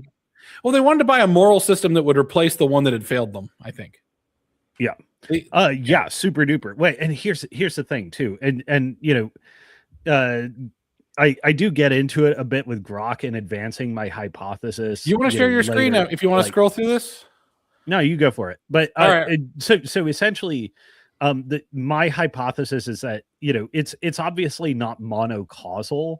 But the demographic impacts essentially led to a massively feminized society that is like super like when hoe frightening is your greatest possible crime, what does that indicate? Right. That the major political constituency or the major political worldview is the hoe worldview. If you frighten them, that's bad. Let's talk about that. Let's talk about the hoe frightening. So we've established there's demographic changes. Obviously, in war, it's going to disproportionately affect the men, right? Like, what was it? Obviously. Well, it's coming from a fear-governed mindset and mostly fear of social repercussions and social alienation or ostracism. If you have to take not passive-aggressive, but aggressive action, it invites stigma. It's actually a socially dangerous thing to do. You have a whole political world that is organized around never ever sticking up for yourself. If you say something that challenges that and says maybe we should do something else, that's scary. All right. So there's another reason why I try to find out what's the difference in America and Europe, because we have very different attitudes about things. And I think America just doesn't have this, like there's this longhouse idea from Bronze Age pervert that he put forward. Longhouse being like, you all live in one longhouse, right? It's like a Viking structure, but everyone's sleeping in different parts of this one giant room, which means that you are under the panopticon, the watchful eye of the matriarchs and other women, and under their judgment. That's not really a big idea. Weird. I think it's a Lomez coinage originally, but I could be wrong. Oh, really? I thought it was okay. But either way, America doesn't have that problem nearly as much. I think Americans, it's like if you're kind of if you're a public school student, I can see that. Once you've gotten into the workforce, if you have a bunch of HR people, sure, I get it. But like for the most part, America is not really as much of a matriarchy. I think Americans don't understand how matriarchal Europe probably is and how it's affected their entire culture. That's why it's pretty funny because there's a Kyle Gordon is Great YouTube channel, and he does funny songs, like really funny songs. He has the quintessential like millennial song where it's like the boom clap hey, and the refrain is always like we're young and we'll live forever, which is really funny. It's a very millennial thing to say. But he also has shorts where he just does impressions, and he says like American rich guy versus British rich guy, and the American rich guy just is like a complete chud. He's like very unsophisticated, and the last thing that he says in this little skit, this little short of Kyle Gordon is Great, he says like English people seem kind of gay to me. And that's it. That's all it is. But that comes from a place of like, yeah, the European culture has become extremely feminized to the point where Europeans will often argue like the biggest export of England right now is fucking video essays. Like, gee, like you guys don't actually do shit. What the fuck? I know, right? Like, this is the Like, gayest I'm thing I've sorry ever to say seen. it 'cause I like English men, but at the same time, it's like, what are you guys actually producing? It's like, another video essay talking about the same shit. Keir Starmer is lying and bad things are happening and no one's doing. Won't someone do something? Won't someone? It's just a bunch of people like shouting around. Won't somebody do something? Like SpongeBob, like you're saying. You feel bad for him, but after 3 or 4 freaking years, it's sort of like do something already. Yeah, man. Americans are just going to show up on like old World War II style boats, just like the Marines or whatever, or Normandy, and you're just going to hear the Yardbirds playing, and we're just going to like grab a ragtag team of people from down south and just go invade and take over. I'll be the new Queen of England. Yeah. I have a semi-automatic shotgun, but I'll still like do the motion and go with my lips because you got to be cool. Americans will absolutely just. The thing is, Americans don't give a shit. England, like right now, liberating England would be just another Vietnam to me. Yeah. Would it be worth it though? Would it? I mean, I watched Clarkson's Farm and I despair. I feel depression. I need a beer. Then in their licenses, like I need somebody to go in and just rip up half their legislation. I'm going to enslave Charlie. This is why I need to get off my ass and actually write and formalize the 9 points. But this is why I have my 9-point plan. It's like here I am being a big old faggot. We're all. Hey, listen, man. You're from Silicon Valley. It's all right. wait. So here's the thing. I'm from like, Maryland. Individual agency is important, and like why the death of courage matters is sometimes you have made system level decisions that are making your outcomes worse predictably and reliably. That's what Europe is dealing with. That's what we're dealing with in America. You can take a bunch of metrics to evaluate this, but like if you want things to improve, not just for yourself, but people at large, you do have to come in and start making system level changes. By the way, this is one of the things that pisses me off about James Lindsay's stupid ass plane analogy, where he essentially describes as woke, anyone who says there are system level problems. It's like, there are systemic problems, they're fake, but it like you are discounting the entire set of real system level problems and essentially denying that they can exist. You dumbass. Listen, all right. Let's talk about magic soil for a second. All right. Let's talk about if any of us were born in Europe to European parents, we'd be the same fucking way. Okay. Let's not even front. There's nothing magic. It's either magic soil or magic blood. There's 2 types of magic, or you just realize that there are conditions upon which people spend their formative years being raised, which creates habits, personality, all that stuff. Genetics play a part, maybe 50-50. Let's just say it's 50-50. And then it affects your behavior. Like the Europeans got dealt a bad hand. Yeah. And they're getting fucked. And the problem is like them being with this massive glut of women, what were they going to consume? Right? It's like, what is America going to sell them other than like feminine shit? The problem is like our American, if you want a black pill or white pill or just like a weird pill, realize that a lot of American corporations are more powerful than nations. And America barely keeps that genie in the bottle. Like we are legion. We are like the man possessed. Like there are demons coming through. Oh yeah. But that's one thing about like the 9-point plan too, is it will necessarily result in a shitload of multinational companies dying. Yes. Well, yeah. They have to be reined in because they are. You don't even have to rein them in. You have to take away. You essentially just have to take away corporate and financial welfare, and they die. Yes. This is Taleb Black Swan point. Essentially, like big business nowadays is like bigger than nature allows and bigger than markets allow. It cannot exist without support. You take away the support, they die. Like people talk about U.S. Might be for the best. People talk about APAC or different foreign lobbyist groups. It's like, nah, man, U.S. corporations own America so much. And you have to fight. And the only way Americans can actually get anywhere is by leveraging corporations against other corporations. Like JD Vance is a Peter Thiel, dissident Silicon Valley construct from the beginning. We don't get anywhere. That's the reason why Trump has to make accommodations towards the crypto people. Not only does his own family get wealthy from it, because his children, I think Eric and Don Trump Jr. are both heavily invested in crypto. Don Trump Jr. is weirdly chummy with Qatar, which makes me concerned. But yeah, that is whatever. concerning. Yeah, it is what it is, man. That's all right. He's the political influence is about to end in a few years. It's a great thing about presidents not being in power forever. But however, he's going to be a power behind the. You better start believing in crypto war, cyberpunk corpo wars, because you're in one. You are in a cyberpunk corpo war, man. No, I'm not like fucking. I told this to my wife the other day, and she looked depressed. I said, like, Spirit Halloween has the same logistical footprint as like Sri Lanka. I was like, if they wanted to like mobilize and take over a country, they could. People who talk about taking over Haiti is like, are you guys retarded? Are you guys retarded? Take over a better country than Haiti. Yeah. Like Haiti's, all you gotta do is just be babysitting a bunch of random, like, bloodthirsty, cannibalistic black people. It's like, that's not want fun. to take over Haiti? That's a shithole. Like, go take over someplace that actually, All right, okay. Everybody, one country you want to take over. I'm gonna think of mine here for a second. I'm gonna think of big booty Latinas, but I'm gonna try to broaden my horizons. Maybe big. I might liberate Greece. Does Greece need liberating? It needs liberating from Greeks. That's too funny. I can't do Japan, man. That's intense. I feel like I'd be disrespectful.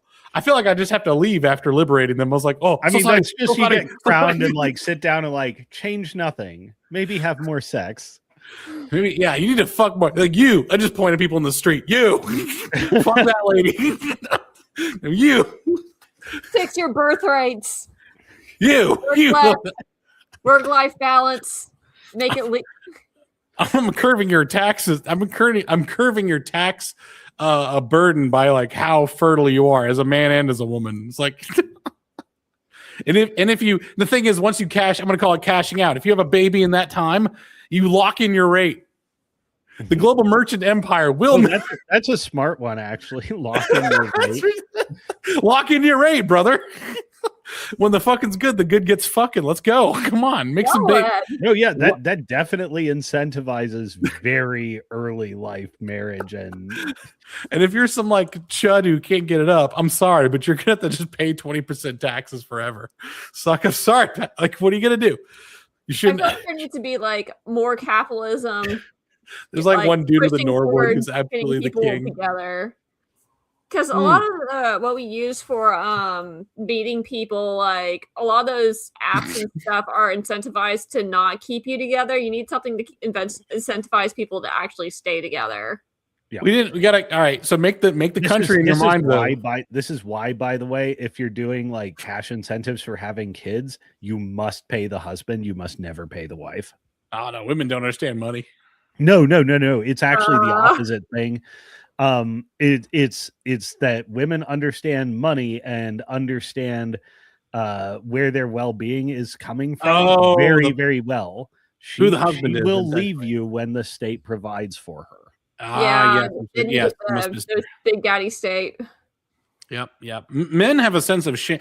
Okay, so here's. By the way, eliminating the possibility of marriage to the state is one of my 9 points. Nice. You're teasing it. You're teasing it. You're tickling it. You're flicking it. Let's go. All right. The one of the big things is like men. If you don't give them gainful employment, a decent man will become horrendously bored, depressed, and will find employment. He will just become like an artisanal timber framer or some great crazy random shit. He'll get into like how do I cast Civil War era cannons? I must do like even if the state is paying for him. If you just cut off his essentially the range of possibility, like if the man will become feral, and there are a range of possibilities that exist for the manifestation and expression of that feralness. Unfortunately, this is also not evenly distributed, and pot and video games exist. Yes, that's true. The opiates of the masses. I would. Yeah, it's an interesting point. By the way, I encourage you guys to watch Zardoz. I want to do a talk on Zardoz because it's strangely deep and absolutely fucking 1960s batshit crazy. I've never heard of this. What is this? Go look up Zardoz. Do a Google image search for Zardoz. How do you spell it? Zardoz. Zardoz fucking rules, man. I love Zard. It's like a cozy beer. I can just crawl myself into the bottle because it's just so weird. It's so 60s. It feels like a crazy episode of Doctor Who. I'm expecting the Doctor to pop out at some point. That's so weird. Why? No, don't spoil the movie. Jesus, Benign. Spoil the movie. Oh, speaking of movies, but I got you here, Benign. Diddley, are you in here? Just say something horrifically offensive in the chat so I know you're still here. We got to have a movie night on Gangs of New York. We tried to have it last week, and we had a family emergency that I had to go to the hospital, and I was off of social media for 24 hours, and I missed everything, apparently. However, the soda machine is broken now. Oh, sorry. The soda machine is broken. The soda machine is broken. Would you like to order something else? Yes, exactly. I thank God that John Hanvey is not on here all the time. I really like John Hanvey. By the way, I had my career fucking ruined by Indians who took over the entire department. It was insane. Looking back on it, like it was I met my new director of engineering like a kid would meet his new stepfather, and it's like he had no idea what the fuck we did. He was just trying to siphon information off of me. It was the bizarrest shit. And I was like, where did you come from? It's like, hey, my name is Shailesh. Hello, I welcome to meet you. I was like, what? What? Do you even know what we do here? I don't know what we do. All right. Anyways, it was like the most demoralizing thing. Wait, so returning to the Europe thing, that's part of where Death of Courage becomes important. Is a lot of what makes a sophisticated, highly capital intensive, highly wealthy economy, is essentially almost entirely pioneered in the West. It's Western like European tech stack. No, Europe created the seed for civilization. I think everything else. It certainly created the most advanced flowering state of it. Now, part of the problem is there's a bunch of people who like with advances in personal mobility, technology, intense international trade, movements of people, etc., have the ability to come over, but they don't necessarily know how to make it work. They just want the fruits of it without causing it to grow or by just extracting from it. Like they can't replicate it. They're just acting in bad faith and taking from you and will make you in no way better. And Europe suffered the death of courage, and they can no longer say no to bad faith requests because that would involve being mean, and being mean frightens hoes. Yes. The feminist edge is that. All right, so they also failed the shit test. Oh, absolutely. Yeah, absolutely. Here's a theory I have. Oh, I have to find another image for you. No, you're good. Yeah, take your time. I'm going to go talk. As the my grand unified theory of women is going to come out probably over the Christmas break because I could finally have some leeway to develop the script. And one of the things that's in there is that women are anti-distinction. They do not like comparison. It's the Chaos Dragon. Yeah, they do not want. They don't even like the 1 out of 10.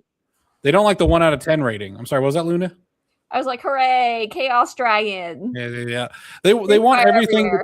They want everything to be subjective and nebulous. Well, we want it.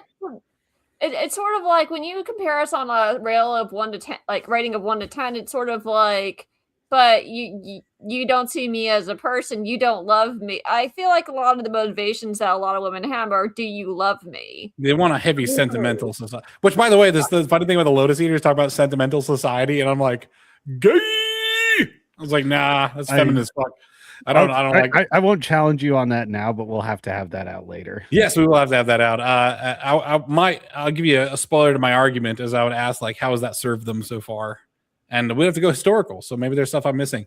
But the thing is, ladies, when they see criticism of immigrants or the criticism of refugees, they see whatever you say about them. Women will internalize that as about being a thing that they're going to be criticized for next. Oh, you're a parasite on the state. You're a dependent. You don't contribute. You have undesirable qualities. I was like, okay, those things could easily be applied from refugees and then immediately to women. So women will use these people as a buffer state. In other words, refugees are a Poland for the women. They do not want to be criticized on those same metrics that refugees are criticized. So they keep the refugees there as the ugly girl in the group, because as long as the ugly girl is able to hang, all the other girls are fine. You know what I'm saying? The thing is that I'm so opposed to a lot of that stuff that I'm like, I can't even do that moral framework of why they would be pro-refugee, other than the boohoo woe is them, which, you can't believe half of that. Also, a lot of ladies, by the way, this is very low-tech stack ladies. I'm not talking about high-tech stack ladies at all. I'm talking about low-tech stack ladies. They will wear a moral system like a Louis Vuitton bag. This is the luxury beliefs. Yeah. Concept. It's very social. Yeah. So these women are essentially destroying their own nation so they can look a little bit better, because ladies don't think in terms of nation. Men will think in terms of nation. And when I say think, you got to look at the fruits of the labors, right? Like, ladies will say, like, oh yeah, my country's first, and they'll immediately like go to some stupid shit like tearing down their nuclear power plants, making it so we have to be like carbon neutral, bringing in refugees. The whales. I'm sorry, man. If America ever invaded Europe and just said like go medieval on their asses, I would be in there like Sauron with a mace, just like clobbering people. It's like, it's so fucking weak. I wouldn't do that. I would just do that to the refugees and then just become. No, the European people got to get clobbered. An ass whooping means that you gotta whoop a little ass sometimes to get people to toughen up. Not like there's a certain amount of ass whooping that's good. Okay, so corollary to this, like too many wars too frequently has destroyed Europe. Having 0 wars is also not good. Yeah, is absolutely correct. And by the way, my job here is to say crazy shit that a drunk man would say. Where's my bottle? Are you drunk? No. Yes. Are you not? Yeah. Why aren't you drunk? Listen, because I have 1 drop of Native American blood, and it's made it so drinking alcohol tastes like rubbing alcohol. How much Irish you got? None. Oh, no Irish. I am not, like, as far as I know, I am not Irish at all. Come around here and I'll give you a little Irish in you. Oh no. Fiddly dee potatoes. Anyways. My job is to come in here and just go balls out, and then you guys are supposed to. By the way, if I have a really bad take, I will do that on purpose. This is a bit of the breaking down the kayfabe, because you guys have to seem reasonable. But I will just go full on. I think that no war at all is bullshit, and the worst thing you could have is very small scale tribal wars. Small scale tribal wars on a constant basis is just, it washes out. There's no declaration of war whatsoever. It's just like some dude assassinating. Like, an assassination culture is terrible. Right. Well, this is why, like, months and months ago, it's one of those things that needs to be couched very, very carefully, because it's sort of an IQ bell curve. It's a pre-trans distinction. Well, I think wars changed very much as well, especially as our wars changed a little bit. Have gotten so advanced. Wars never changed except for this time. What? So the pre-trans thing, like, because it's the IQ bell curve, you have to couch it very carefully. You have to take great pains when explaining what you mean. But war is the health of the state, after a fashion. It tests you. War is like the SATs. Oh Lord. Except if you get less than 1100 on the SAT, we take you out and back and shoot you. However, the problem is a lot of the, like as we said with World War One, like another comparable example is like it's true for the exact same set of reasons. It's like in order to really work as a country, you need a frontier. this is true. Okay, so America has actually been able to take its so our wars are very much just economic and technical endeavors. There's not a lot of heroism in an American war because we're not actually in the people who are at war are in danger, but as the United States Marine Corps once famously wrote on a whiteboard during the GWAT, the United States Marine Corps is at war. America is at the mall.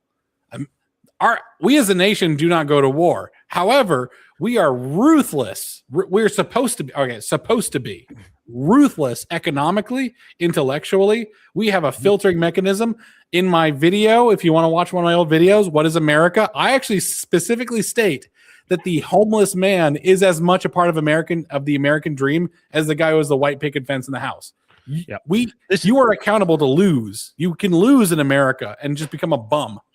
So this is one of the things, doing this, like what's going on with the Europeans and having this intuition about the world wars and the cultural effect of them is crystallizing for me. Like the United States Marine Corps is at war. The United States is at the mall. This has crystallized for me. Like there are some very dire political implications to this, which is this is a massive, massive argument against popular sovereignty, which I'm not really a fan of. The middle class and the merchant class must never, ever, ever be the locus of political power in your country. It will destroy you. They must never have political power. Hey man, I know you think things are bad, but they're about to get worse. I am aware. Bad news for you. This is just, I'm trying to write this down on a tablet so somebody else gets it. Nah, man. Yeah, this is going to be on a tablet. Someone's going to dig this up 1,000 years from now. I was like, ah, shit. Here we go again. I mean, alternatively, the other answer is it's a little bit paternalistic, but the way you get around it with popular sovereignty is economic times should be so good that the middle class is never interested in political power. Correct. All right. Yeah. Well, I'm going to counter this. I'm going to counter it. What if we make it so the middle class is a savage, is as aggressive, not savage, but aggressive as the warrior class? Can the mercantile class be cutthroat, practical? Like, in other words, not bourgeois. Can you be middle class without being like this communist bourgeoisie concept, where you are very much conscious of things that are going on? You are I'm open to the possibility of it, but my immediate instinct is like, nah, probably not. They need the crucible of some sort. They need to go through the fire in order to get that sort of. That's why the thing is I give a lot of shit to Zoomers because I see a lot of potential being wasted. You have to be more cutthroat than the Zoomers are, because the Zoomers, online Zoomers, not all Zoomers. Okay, obviously online Zoomers. Not all. Yeah, exactly. Hashtag not all Zoomers tend to want the path laid out before them. I think that's actually the opposite of what you want. You want to be really great. You have to have some sort of forged path that you've made with your own agency that has given you a relevance in the market. If we start just churning people out like some stamped factory product, like the public schools wish they could, that would make that class of zero brain but useful people. However, like, I'm part of the mercantile class. I think you're part of the mercantile class. We're obviously not of that ilk. We would play corporations off each other. We'll join teams to make some money, but we're not all in on it. Like, for my ancestors, we were the mercantile class to the umpteenth degree. Right. And we survived. So that's something like culture is surprisingly mutable, but at certain levels, at certain levels of aggregation, it basically does become indistinguishable from blood. And I think I'm why open to it. in Yeah. politics there's a lot of eliding over that much of your outcomes are happening on the culture level, but you're also looking at such an aggregation that like the culture level is not really distinct from the like ethnic or genetic level, which at that level of abstraction is fair. But as you zoom in, it does become increasingly changeable and malleable. Yes, the boomer truth that was wrong was that every black man could be a Thomas Sowell. And it's really just Thomas Sowell's a Thomas Sowell. However, I also like what you're talking about is like when you get specifically micro, you get down to like individual capabilities, you know, inbound talents and abilities actually matter a great deal in your life. Not all determinative, but are quite important, as is your mental attitudes, your practice, etc. Like when you're on a really fine micro level, you know, it's really adjustable. But like if you have systemic things that, you know, that produce certain ways of looking at the world, not guaranteed but predictably, you know, then the aggregation like culture is blood is essentially true. I think it's really about predictability and like being an outlier, like being an outlier in your own life is truly essential. Yes. There's no traditional path though to adapt to this. I think that's the thing is like the traditional path and like a tendency to follow the traditional path is if your system is broken, no traditional path will get you anywhere good. This is a thing that I'm trying to get across to like the Europeans and the English guys. No, if your traditional paths don't yield good results, then it is incumbent on you to unfuck your system first. By the way, one of the most American. Okay, so there's a couple of movies that I feel like are very American, and one of them is No Country for Old Men, because that is a fucking brutal look at American anti-traditionalism. Is it like the old people have no power? Like they have no, like everything changes so fast and everything is so different and things aren't what they used to be. And the myth that you grew up with is not the reality that you grow old with. And the traditionalists, this is why I'm not anti-traditional. Okay. I'm just very like you have to be analytical. It is part of your due diligence as a receiver of tradition to analyze it, look over it. One of the greatest traditions I think exists is actually Shakespearean literature. As I think Shakespeare was like this. If you told me if there was a religion based on Shakespeare that he was like brought from God, I'd be like, yeah, I think that's kind of all right. I can see that because the man is preternatural and understand the human condition. That's a tradition that like can adapt. But if you're trying to force an adaptation of your tradition, if you're trying to wear a 3-piece suit to work in these days, I mean, you're just going to look like a fucking weirdo, okay? Like a gentle dork, as they used to say it. It's like, yes, there's an occasion for a 3-piece suit, but we're never going back to those days again. And for good reason. Like, there's a reason why we don't live like Victorians anymore, right? Like, I try to, like, impress upon people the social pressures of a Victorian. And I'm like, do you want to live like that? I'm like, no, you fucking don't. Because forcing your 4-year-old daughter to learn how to play the piano until she's 14 or 24, whatever it is, like that was a social prestige thing. Like your wife's bread pudding could mean the difference between a promotion and not a promotion at Mr. Scrooge's accounting firm. You know what I mean? It's like there was so much dinner partying going on and so much social melding with the professional, melding with that. I don't think people understand like I'm not a Victorian. I never lived back then, but I can sort of read between the lines of what values they had. And your family absolutely was a professional prop. And to live like that was horrendous, which is why you have all this like counter, like pro-childhood story writing from the Victorian era. It was like the magic of childhood. It's like people tend to lionize the culture that they do not have access, that they are close to, but don't have access to, right? They can see it. Like being a Victorian was extraordinarily high pressure. It's having an HOA times 10, where it's like the address that you live on has a history of its own. It's like, oh, I live at 27 Primrose Street. Oh, I was like, oh yes, that was the Addison's residence. It was a very prestigious residence. Wonderful place. Wonderful garden parties were so wonderful there. You're going to have a garden party too, right? Of course you are. Your garden will be resplendent. It'll be a wonderful garden. I'm looking forward to seeing it. Oh, I would love to see what kind of baked goods are you going to like. That sort of like this. This really high refined culture was high refined culture is really high pressure. You don't want to. You don't necessarily want to do that. If you watch, I'll give you a counterpoint. One of our problems is that we actually have very few social expectations, and part of the systemic breakage we're experiencing is that we have very few social rules and expectations. Right. Those help a high-tech society move along. Yes, like, they do. They help a lot.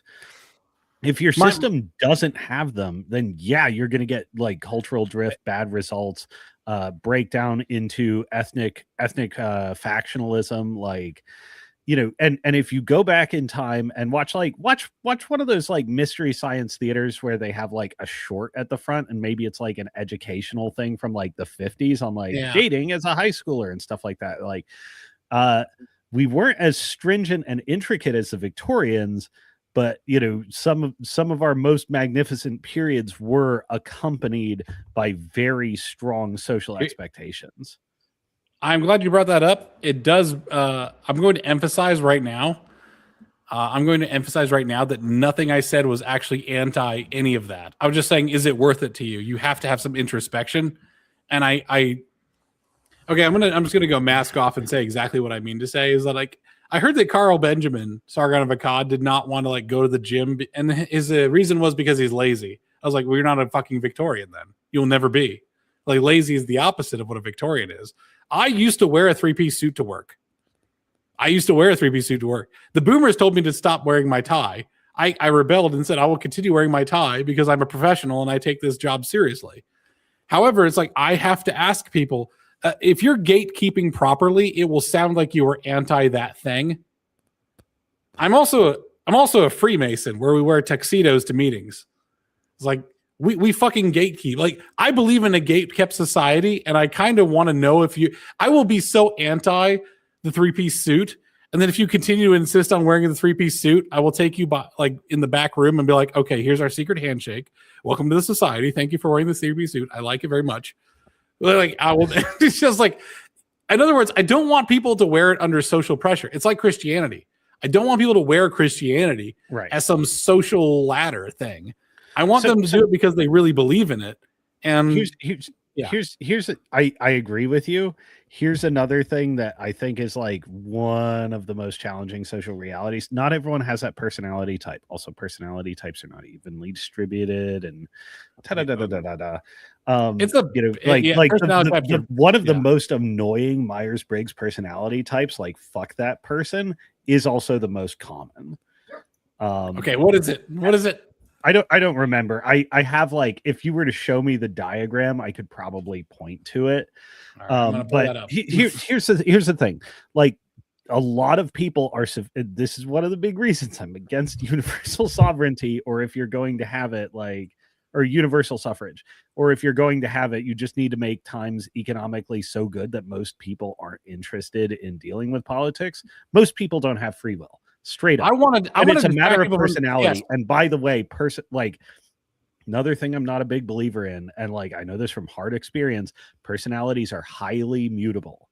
They are not inbuilt. They do not reflect a true self. They are highly changeable constructs. They change with your time of life. They change given, pressures. And if you're very attentive to them, you can actively mold and change your own. Most people don't have free will, though, and most personality types like really should not be in charge of other people, never mind themselves. Yeah, here's what I got, the best that I have for this. I agree. I wouldn't mind if like polling places had like places where you get free beer on the way in, and you have to sign to get the free beer. You have to sign a thing that says like, I will not vote. I forgo my right to vote for this year. Yeah. If I can bribe you with a free beer, fuck you. I think it should be broken glass. I mean, that's a universal rule that everywhere should put in. Like, if you receive money from the government as an individual, this can be salary, this can be welfare, you cannot vote. All right. So yes, here's the Myers-Briggs. Feel free to just peruse that here a second while I while I vamp and like expound on things. You don't have to think out loud. This if you may want to, be a but matter of personal taste, but I basically hate the entire third row. Yeah, the Sentinels. The Sentinels? We don't need to be watched over. That's the thing, is I hate the Watchers. Like, that's what I'm saying, is like there should be a it'd be really funny if I was going to be all brought people who can't control themselves and therefore control others. Right, exactly. Those people you're supposed to marry, and then your husband will take care of you. Really? Yeah, someone has to marry the village shrew. She's being such a pain in the ass everywhere. Ugh. Someone has to be the husband that pretends to actually put to mail the letters that she's writing rather than put them in the fire. I'm under the analyst. I know that. I am an extrovert. I'm an ENTJ, I think, is what I remember being. Shit, what was that? Top right quadrant. Yeah. What was that? Bull. I was a commander. In other words, I'm a prick. I switched between INTJ and INTP. If you want someone to rule you like a slave master, I will do that. I have so little empathy. It's actually quite horrendous. There's a tenant of mine who had a major heroin addiction, and he was stealing stuff from the property. And it's funny because he was stealing cookies of all things, and I put like a note in the cookies in like, I'm gonna fuck you up if you just like really mean stuff and he stopped stealing the cookies. I had to eviction laws being what they were in Maryland. I had to just do dirty dirt to get him out of there. I was like, well, okay, what do heroin addicts all want? Well, they want cash. Okay, well, it's easy. I could just produce cash. If he was to use his tenant rights, it would cost me probably 6 months worth of rent, which at the time was probably about $3,600. So I was like, all right, I'll just give you $1,000 up front if you just fuck off forever. And I made him sign a thing. And he was like crying and everything too. I was like, I'm sorry you're addicted to heroin. It's not my problem. I'm like, there's nothing I can do. There's nothing I can do, man. And by the way, before I did all this, I went and visited his parents and like said, hey, your son's got a problem. He doesn't seem well. Is he okay? And they were like, well, there's some like fucking idiot, dumbass dad, like total cuck. He was like, well, there's nothing I can do. He's his own man. What is he going like? Like, all right, I'm his landlord. His landlord is coming to like beseech upon you a solution to your son's problem. You don't give a fuck. So I am 10 times don't give a fuck. And I what I did was I had him sign the thing, and then while he was out one day, I just took all of his stuff out of the room and just put it on the front lawn. Good Lord. And then his parents were there within an hour to pick my own parents. That when my brother lost his job, they had me like monitoring him to make sure he didn't die. Yeah, don't kill yourself, bro. Yeah. That's the thing is I'm just gonna give more of my weird unpopular takes. I believe for reasons of liability and covering intervention either by authorities or those that love you, suicide should be illegal. Probably like gambling and drugs. Yeah, don't commit suicide. Yeah, you need liability shields. I am actually not morally opposed to suicide. And if we're having a frank conversation about like people who refuse to engineer their life, I'm like, well, there is a door out of this, and I will not stop you from taking it if you refuse to take the action that will make your life better. In fact, I recommend it. The thing is, like, I come in here like I'm the headless horseman, like trying to maximize actualization through survival, like challenges to your survival. So I tend to come off really harsh. How the Doodler knows this very well. I'm horrendously cruel to people who have low actualization. I will. So, because this mirrors my own story, right? Like, I went on a motorcycle trip. I tried to join the Marine Corps, and I got rejected because of my asthma, which actually is an upper, septo? I had a septum blocking, so I had to have a septoplasty. Now I can breathe totally normal, right? But I was always slow. I was always slow to recover. By the way, you know how spiders used to be bigger, like insects used to be bigger when Earth had more oxygen levels, right? Mm-hmm. I significantly gained muscle mass after I got my septoplasty, just because the availability of oxygen. Like I become like significant. I went from like 240 to 275, and I'm just able to lift shit. So, anyways, I need to get a septum correction at some point. going for an upper endoscopy, it's not a big deal. They'll shove a probe in your nose, just deal with it. It's very weird. And then they'll let you know what to do. I've been punched in the face a lot of times, so I just have a bad. Really? Why'd you get punched in the face? Career in martial arts. Oh, okay. You did martial arts, really? Shitloads for like a decade. Really? Shit. Okay, so when I was in high school, I was in like the best shape of my life and the best shape of most people's lives. Like, I'm 5'9". I weighed 210 pounds, and like almost none of it was body fat. I was insanely ripped my last few years in high school and still riddled by insecurity. Oh, for Howley Doodly, I'm looking at the context of the conversation. Take the disc training; it's a little bit better, I think. Than Myers-Briggs is directionally correct. It's on to something, but don't read too much into it. Great.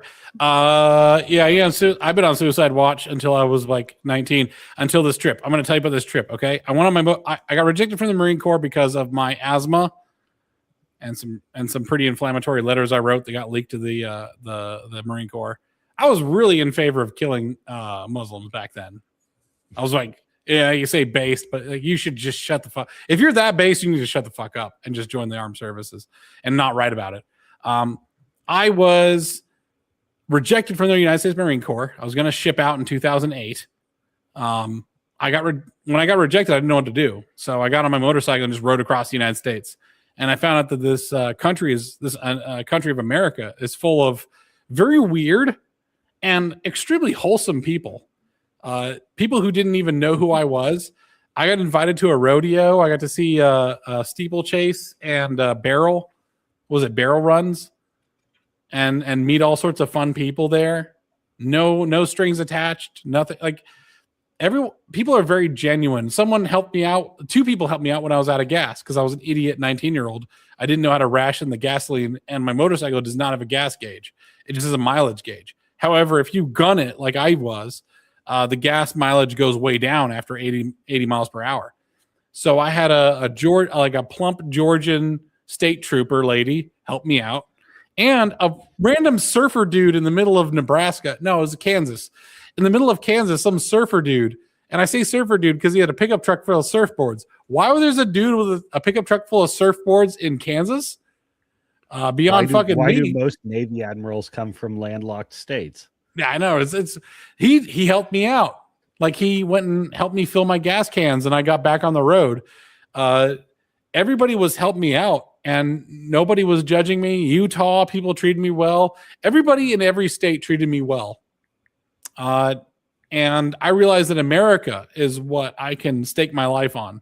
You cannot internalize your value for life. You have to externalize it.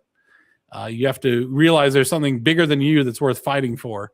And to me, America is a religious duty. Like it's like the promised land. Like an Israeli will treat a Zionist will treat Israel the same way I treat America. But anyways, you have to go on that journey, and it's a painful journey. It was crazy because I was in Alabama, and there's a dude doing crop dusting, and he was doing aerobatic. He was in a prop plane, single prop. It almost looked like a Corsair, which is an old World War II plane. And he was doing aerobatics just by himself, for himself. And I just happened upon him. And I just watched him for like 30 minutes. And I waved, and I see him wave at me. And I was like, this guy's just doing aerobatics for himself. And that was a very profound moment for me. Is like a lot of the beauty in life is found in the solitude of men. And the most beautiful things a man will ever see, he will never share them. And maybe he'll try if he's a man of words or if he's a painter, right? But like a lot of the most beautiful things in life are just something you have to experience for yourself, and you'll never share them. Such is the privilege of the adventurer, and a lot of ladies will never understand that. Mm-hmm. Aww. Well, you ladies don't adventure, do you?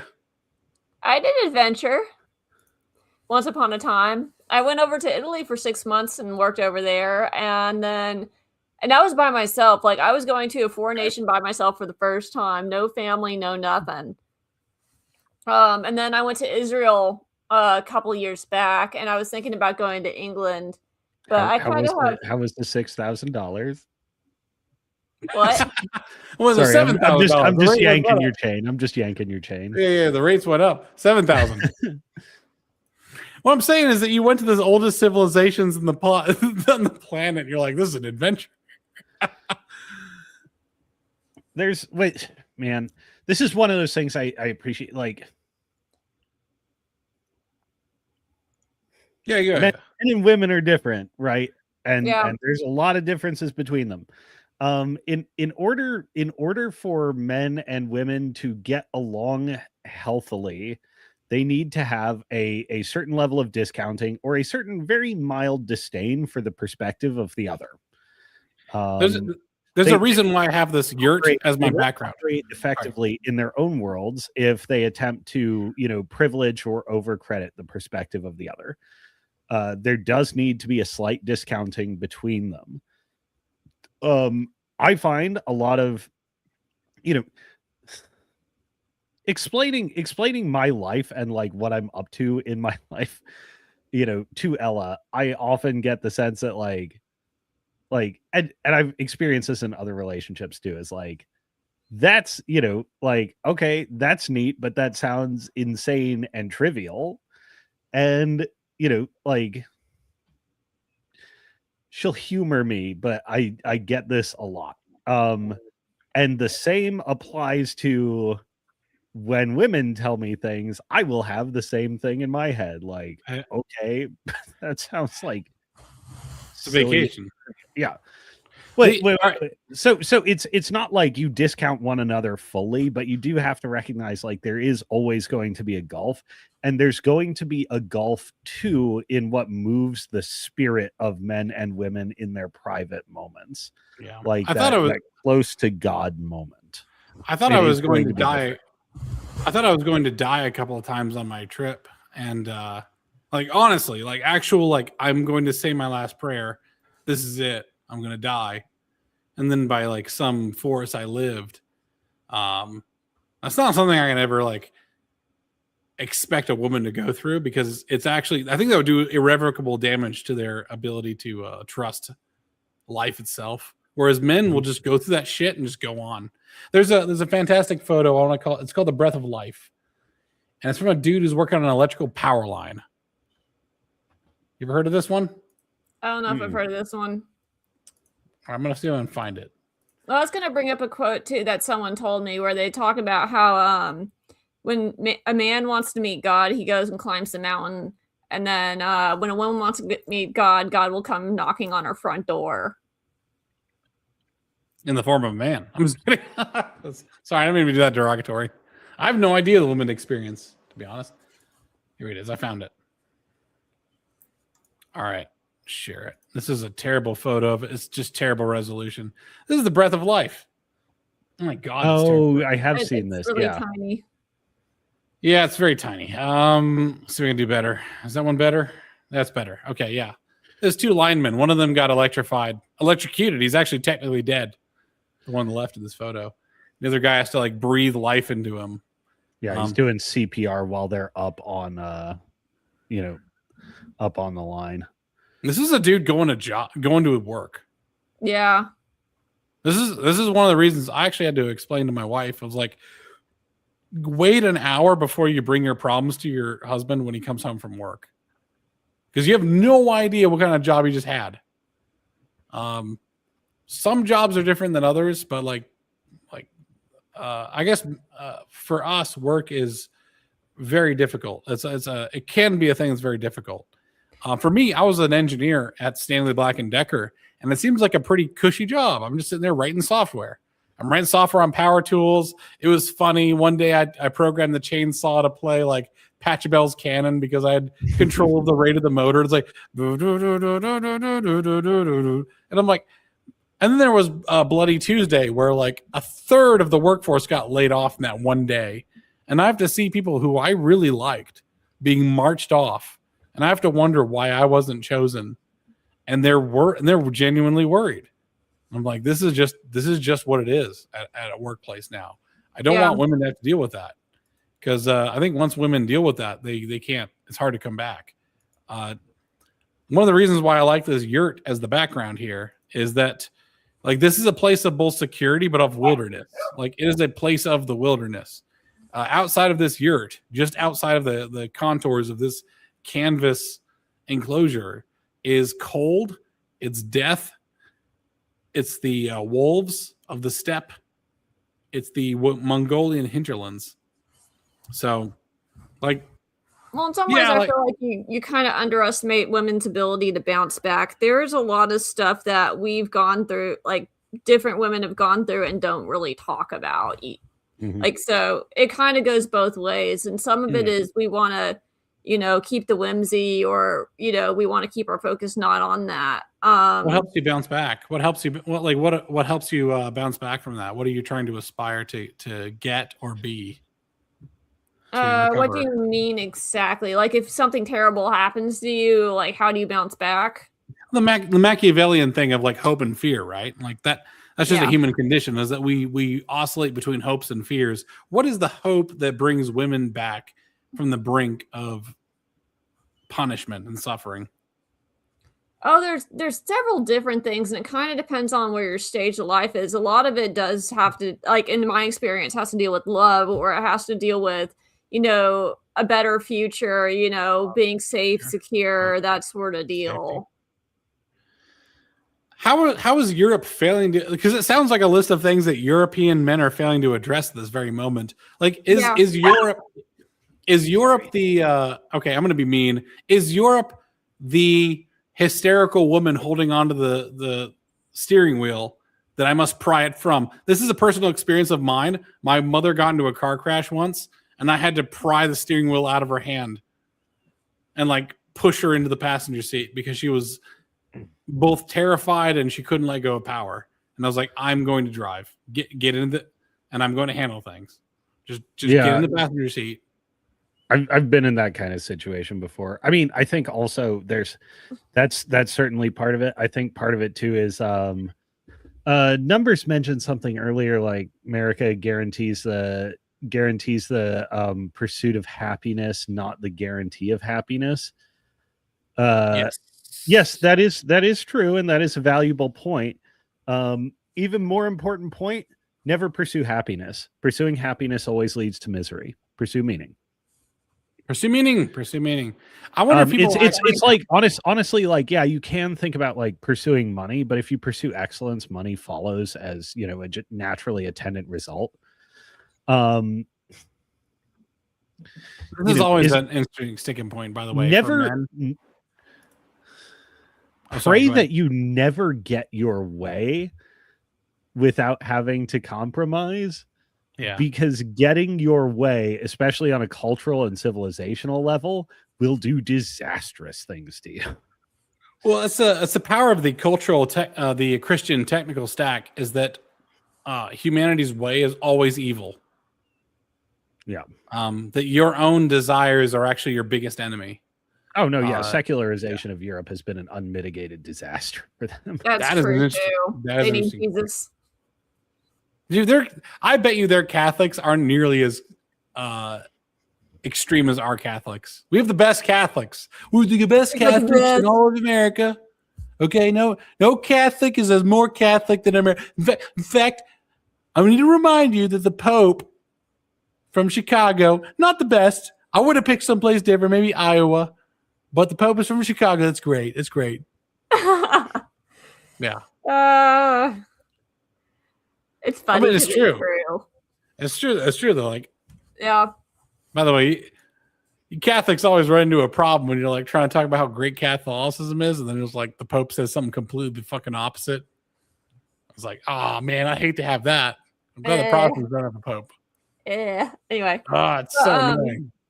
Well, the thing that gets me is that West African in a lot of Europe, a lot of who are actually in danger are the women by a lot of their policies. And so it really breeds a lot of... So Okay, so there's the people in power, and then there's the people that are definitely not in power, like the working class, who are feeling the brunt of a lot of these issues, and they are kind of being lied to about what the remedy is for a lot of the problems that they have. So things like, okay, the flood of migrants who are coming in, who have no fear of the system, who are basically getting slaps on the wrist for horrendous crimes, are committing these crimes against young children all the time, especially in these poor working class communities, and they are not feeling, they're not feeling any sort of help or. And so you've learned this, and so it's like, okay, so why is this happening to me? And then the system will lie to them. It's like, oh, it's men, it's men TM, and then it's sort of like socially the social pressures come upon them, and they're like, okay, well, this is the problem. Men are the problem. It's not really immigration's the problem. They're told immigration is fine, and so it's believing the lies they're told, and so they are feeling like, okay, the remedy, the problem is this. It's not the actual problem. And so they're told what the remedy is. And of course, the remedy is making the whole system work backwards against what really needs to be done in order to sort out these issues, which is why you see a lot of these crazy feminists who, have been brainwashed into the solution to the problems of the society are X, and it's really Y. So it's a bit of a misdirection, right?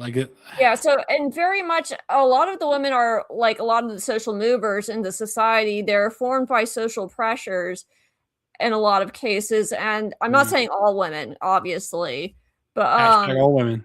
No, it's absolutely every single woman on the planet Earth. I'm just kidding. But it's sort of like, but when you capture that audience, then the rest of the civilization sort of follows, and that's where the pitfalls of a lot of Europe kind of are right now, in which they're not fixing their problems because they're trying to solve the wrong problem. It's like they don't. Yeah, they're not. It's morally. The solution is morally antipodal to what their current paradigm is. Yeah, and the thing is, it would diminish their power to endorse the correct prescription of the problem.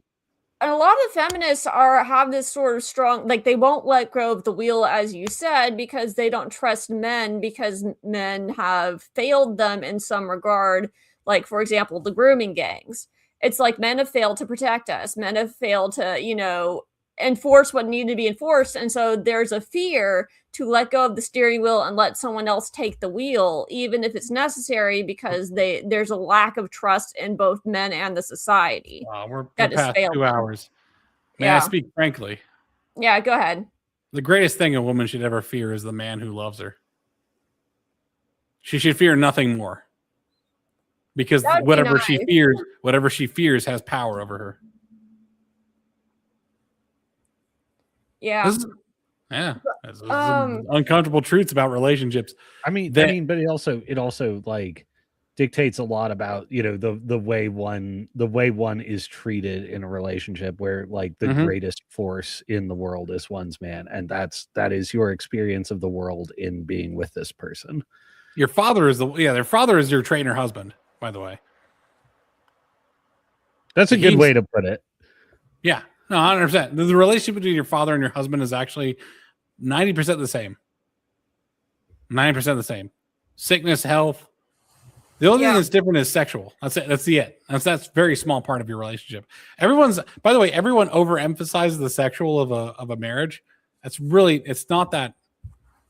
It's very much a small part of your marriage. For the first year, it'll be like 40%, and then it'll curtail off that from then on.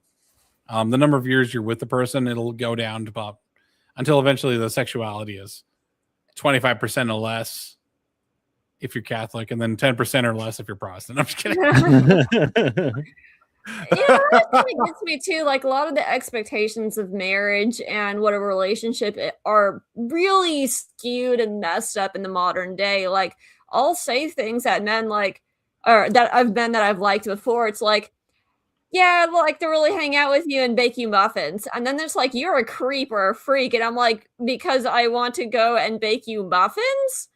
And it's sort of like the whole dynamic between men and women is so messed up. Man, you got to embrace the freak and creep.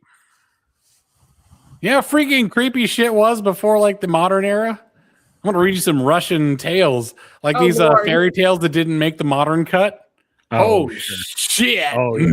I have a big old book of Russian a fairy lot. tales in my There's library. a lot of they're grim. There's a lot of stealing women. It's like that's mine now, and then he treats her well. I was like, oh, that's so romantic that he treats the woman he stole really well. Yes, that's the Station Master by Pushkin. Is one of my like I was trying to learn Russian, and it was one of my formative like works that I'd read. It's not that long. It's like 1 page long, really, if you have a small font, but it's very small. The Station Master by Pushkin. I think it's by Pushkin. Details a hussar absconding with a station master's daughter, and the station master tracks her down, actually finds her at the hussar's barracks, only to peer into the window and see that she is happy and healthy with child, with a servant, and the hussar who stole her is just sitting there warming himself with a fire, and she's knitting some clothes while she's cuddling a baby. And he's like, oh, this is a better life than I could have ever given her. So I'm just going to fuck off. As the father, I'm just going to leave. Like the man who stole my daughter is giving her a better life than I ever had access to. And that is a pretty good reflection on class differences also, by the way. People aren't really attractive in Sweden and Switzerland because everyone's in the royal line, but I guarantee you that everyone has some royal blood in them. The indiscretions of the men of yesteryear have made beauty common in a lot of parts of the world. Mm-hmm. You get what I'm saying? Wait, did you mean Sweden or Switzerland? Because those are very all these European states. The nobles were banging the peasants. This is true. Apparently, and they're absolutely cucking the peasant men. Line is a descendant of that. This is why it's like the people who want feudalism is like, you realize you're going to get cucked by the Lord, right? And his sons. You might get cucked by the Lord and his son. He's 40, his son's 20. Get ready. Like you own nothing. Like literally feudalism, this weird Aaron McIntyre style feudalism, this Tucker Carlson feudalism is literally you will own nothing and be happy. All right, so this is the part. All right, I want to transition now to talking about the European extremists on the right and how like weird and reactionary they are. I hate to use the word reactionary because it's a communist term, but yet again, the communists are pretty accurate with describing behavior. They are trying to go this weird traditionalism route, and I was like, you don't want to be there. At 2:26, I'm going to link Stelios. Poor Stelios. God bless him. Stelios is so like. He's such a good dude. I've been having. I had like an hour or two of like DMs back and forth. He's so frustrated. So let's go back to Europe. Fuentes, Aaron McIntyre, academic agent, this whole cohort. Oh, I recently got blocked by Aaron McIntyre. Congratulations. You got blocked. Oh, he blocked. I got blocked the first thing I said to him. Or second thing I said to him. Yeah, he's a bitch. They're promising a certain traditional Europe that the Europeans don't want. That's what I'm saying is like earlier about the Victorians. It's like, you guys don't want to be Victorians, do you? Like, do you really want to be Victorians? Because it puts Asian parents to shame, the level of pressure on their children. Now, if you want to go feudalism, you will have zero freedom. Also, I will say to the people who want feudalism and that sort of old world post-liberal stuff, you do realize that your families are a fair game, right? Like, you are no longer an atomized individual. The shit you say will reflect on your family. So going after your family is perfectly valid to a post-liberal. I feel like they kind of have the mentality of the communists, where they sort of want communism because they think they're going to be the 1% at the top, and they never are. They're the ones that are going to, after the revolution, be put on the wall and shot. Yeah. Oh man, there was that thread about like this is why this branch of the right is like winning all the battles. They're doing all the right things. And what's the actions that are listed? It's like talking, thinking, theorizing. Yeah. Like, shut the fuck up. These people aren't doing a goddamn thing. I had a talk with Stelios today that like pretty much the Republican Party right now is 90s Democrats. Like we are not going to some radical outsized things like tariffs, border security, America is for America. Like these are all like shit that like Hillary Clinton was pushing. Yeah. This is not it's actually America is moderating. Like people who think that Trump and the MAGA stuff is like, oh, it's going more on the right. It's like actually it's going more to the center. The problem is like basic following of immigration law is being just relegated to the ultra right wing by the media. That's it. Like we're actually very center. Like is this like we're not anti-immigration. We're just anti-shit immigration. Which is what it's also we've been doing things a bad way for a really long time. Yes. And it's sort of like, oh, you want to change the thing we've been doing? And like, yeah, because the thing we've been doing actually sucks. Yeah. Obama, a complete repeal of the Obama administration would be great. Yeah, everything we did, gone. If the Affordable Care Act got repealed, I don't know what I'd do. I would make it a holiday.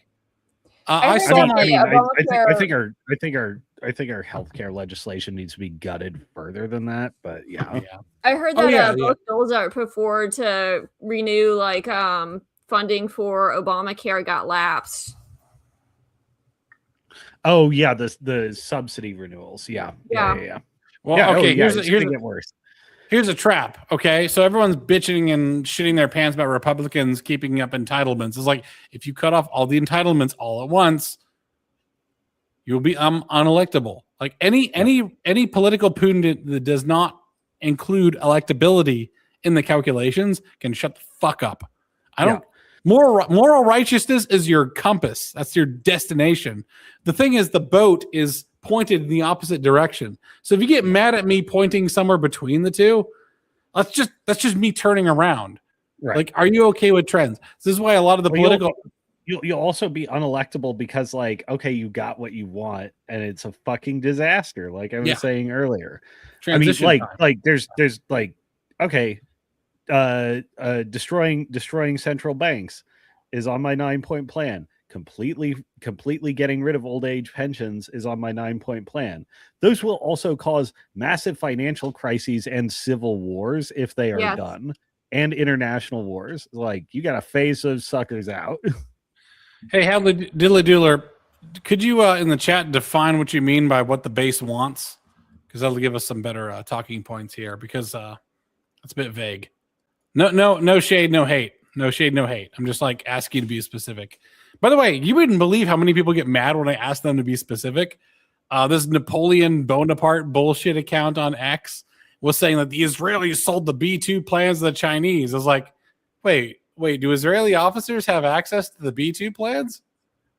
It was like, well, they have access to some of it. I was like, could you be specific? Like, what part of it? Like, this is are you just making bullshit up or what? It was like, can you be specific? What plane was it that they had the bomber in Dr. Strangelove? B-52. B-52, yeah. So the B-52 was it the B-49, the previous version that was anyway, B-52 was new around the time that Dr. Strangelove was filming. And like, can we see what the bomber looks like from the inside? So can we use one as a set? Blah blah blah. Like, nope, state secrets. So they just looked at the outside differences between the B-52 and the previous plane and just made an educated guess for where everything is, and then they got in trouble with the government. Like, how did you do this? Like, we used our eyes. Yeah, the Soviets do that too, though. They'll copy aircraft from the Americans pretty often. And one of the things I also saw, because it was a comparison between some Chinese B-2 copy and the B-2, I was like, okay, let me see it fly.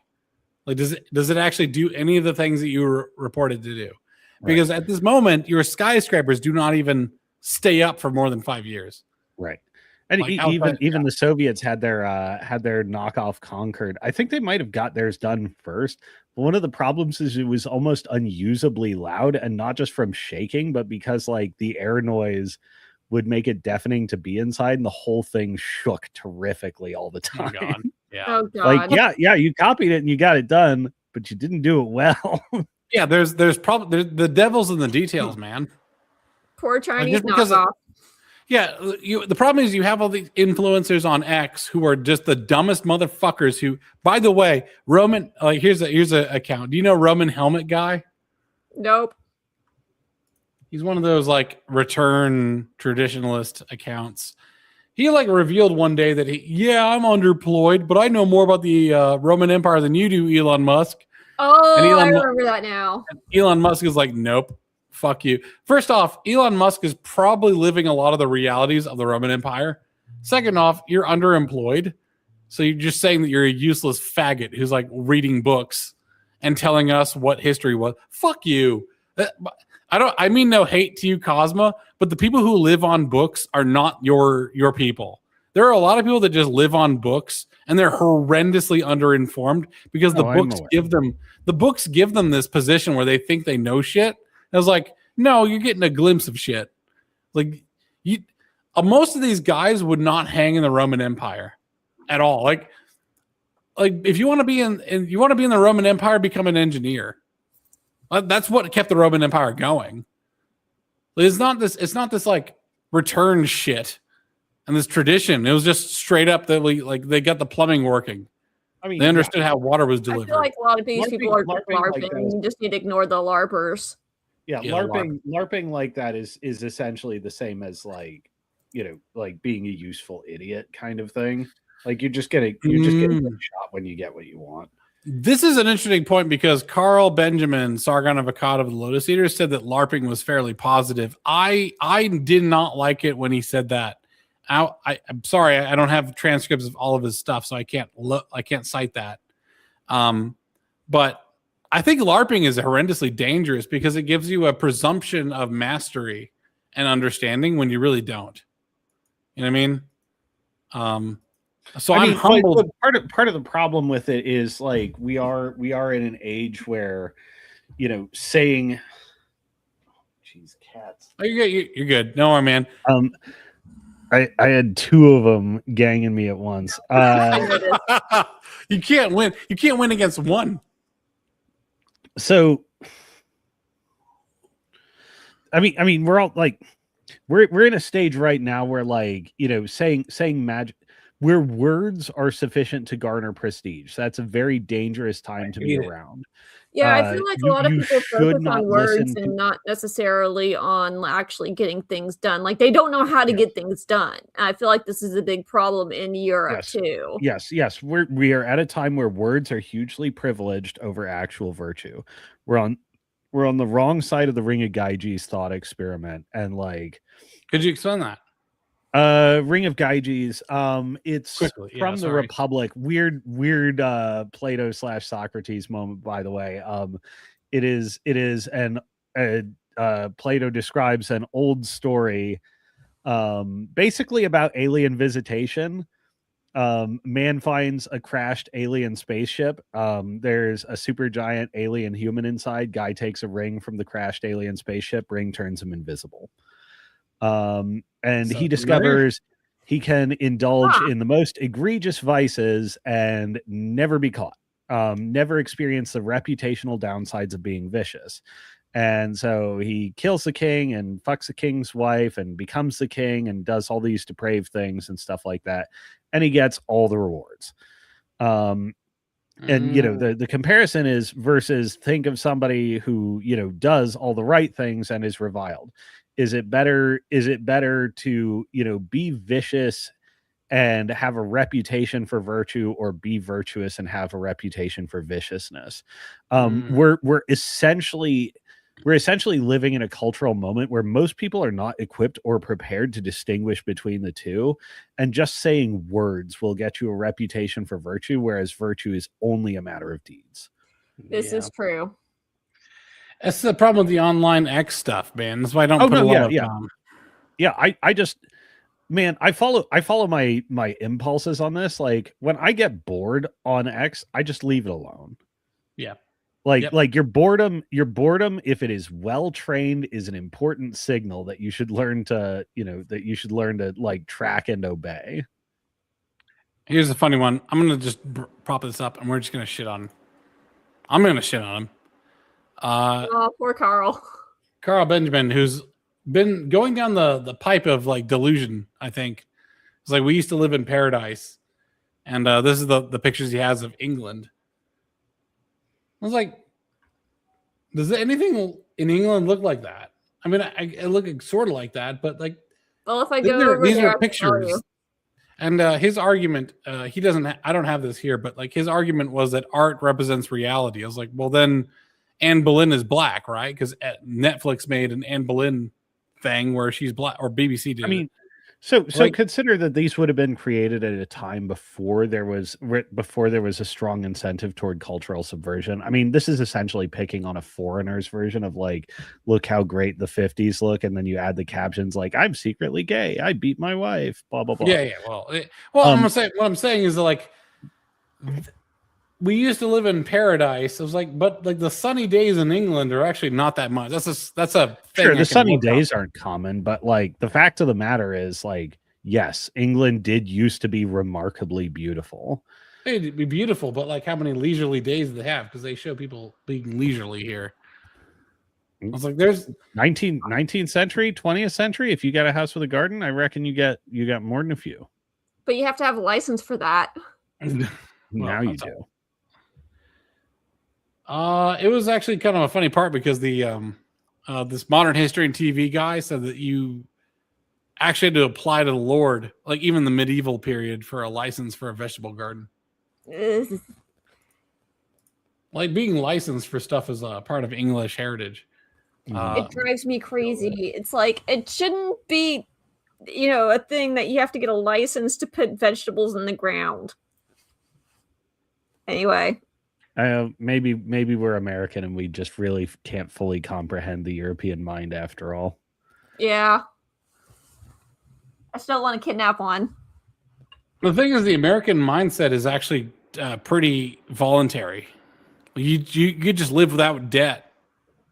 And you can be free of all this bullshit of the American fast-paced Protestant work ethic style stuff. Oddly enough, the shit, I'm sorry. Benign number station, I'll have to find that. I'm so sorry. Fuck. 1 second. Was it the Thanksgiving dinner one? I forget. Anyways, there's a lot of Rockwell paintings. People tend to paint the best, and even though it's pre this era, that era, almost all art is meant to be a exaggeration of the best of times. The problem is that there's a rose-colored glasses of all the nostalgia. I don't know what to call them, the nostalgiists. They always think there's the better times were in the past, and therefore we should always regress. This is the problem I have. So that may be a true attitude. I mean, there's so many confounding variables. Like, for instance, consider that in some places their best times were in fact in the past, and that is a real phenomenon, that in some places things are just straight up worse than they used to be. I mean, I could make that argument about America now, and I think there are some serious indicators of that. Major counterpoint to that is that that's fatalistic. It's not fatalistic if you're determined to do something. Like there's a difference between we don't have to live like this and we're not going to live like this anymore. The thing is that, like, the return is the existence of the nostalgic phenomenon does not disqualify some of it being true. Oh, I see what you're saying. Yes. There's the modernistic. I'm going to be uncharitable. So the modernistic outlook is that we should never be like this again. To me, I'm an optimist. I think we can be like this again if we wish to be. I think kind of the best way to go to both of your points is I remember seeing a thread pretty recently about someone talking about how we need to bring all these balls and parties and galas. Oh yeah, I saw that. Yeah. I responded. Like, yeah. You can just do that shit. You can just do that. I'm building over this, maybe not this winter break. Yeah, not on this winter break, but on this next year, I'm building a lodge, which is essentially going to be a barn-sized venue with a catering hall about the size of like a fire station. Like fire stations are actually weird because a lot of fire stations are used as reception halls for weddings. Mhm. They have a little kitchen in the back and a big area out front, which you can have a party in. That's kind of what I'm going for. I was like, you should have your own lodge. Like, if there's not one in your local community, then build one. It's not that expensive. It's not horrendous if you're a man of means, but you should try and foster the public spaces that people can use, even if they're privately owned. See, you can just do this shit. What you're talking about? What you're talking about is essentially like creating a very, very American, but spiritually the same version of the gardens and estates you see in those British paintings. It is essentially the same thing. Yes, if you are a man of means, this is attainable to you. This is actually like in terms of material wherewithal and stuff, like not that difficult to do. Yeah. But there are organized institutional barriers in your way to either make it more expensive or prevent you from doing it. And this is the thing is, now, I feel like consider the barriers you face in the United States. Those may be worse, much worse elsewhere. And depends on where you in are. a previous epoch, things may have been, significantly more permissive to allow you to do this sort of thing with less means than one would expect now. Then the task of action that they should take is to remove those barriers, and that is achievable if you get a movement going. So honestly, I that's true. I think at this point also the system the system level discouragement and damage has been so severe that you need to publicly crucify and or impale a lot of people who did it to let everyone else know no one gets to do this shit. Yeah, that's awesome. Yeah, you have to fight. You got to fight. All right, so I'm going to cut you off. But the problem seriously, I'm cut off. I'm the you Americans have to fight all the time. Nothing is for granted. The thing is that everyone. All right, so the Europeans think there could be a perfect system. Systems do not live in a bubble. All right, they don't live in perpetuity. Every system is a living organism unto itself, and you have to fight it. Sometimes Chesterton's fence. Sometimes certain rules were there for a reason. You do have to. There should be some resistance to the revolutionary change of self-actualization, because maybe there's a good reason not to self-actualize in certain arenas, right? I don't want like drag queens, like weird trans people to like self-actualize to their utmost. Fuck that noise, especially at public schools. I would like give me the fight. You should be as an American, you should be thankful for the fight. Sometimes it can be a pain in the ass. I live in Tennessee, so I'm thankful for the fight. I think it's a good fight. For me to make a lodge on my property is trivial. I don't even need to have any sort of permits or anything. I can just do it. That's good for me on my property, but it doesn't apply to the other 49 states of America. Maybe it does. I don't know. But many states it's not available. You have to find a way to make your own and then make your space by just elbowing your way through the process. Like fight. That's what you have as an American.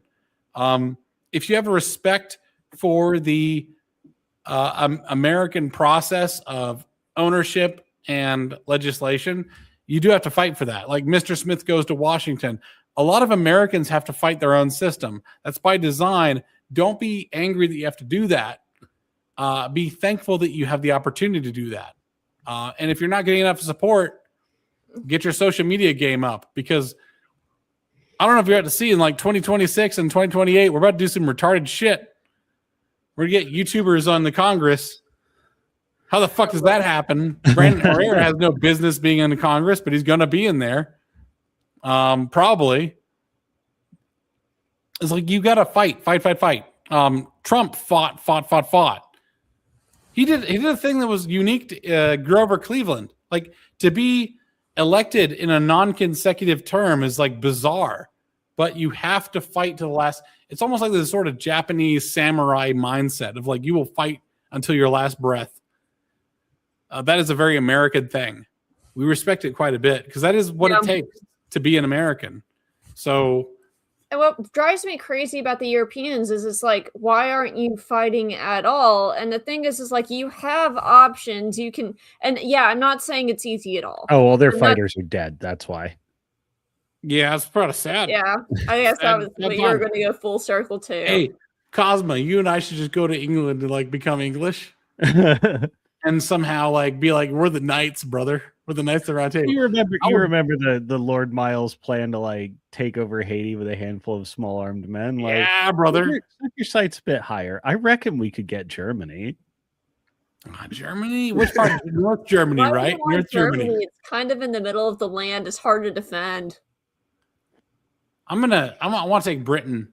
You know what? I'll settle for Ireland. They seem pretty cool. Dude, that'd be awesome. They got low taxes. Yeah, they seem reasonable. They just need a little push over the edge. Like the Scottish. I'll take the Scottish. Fuck that noise. Yeah, hell yeah. Become the King of Scots. Driving them to take over the rest of Britain. Oh my gosh. I just put Count Dankula as the king of Scotland. It's like, fuck it. He's zero interest in ruling the country. That's kind of what you want, though. But kind of what I'm interested in is how do you remoralize Europe to actually, and I know, it's going to be difficult, number one, for the points that you said. You got to get them fighting. The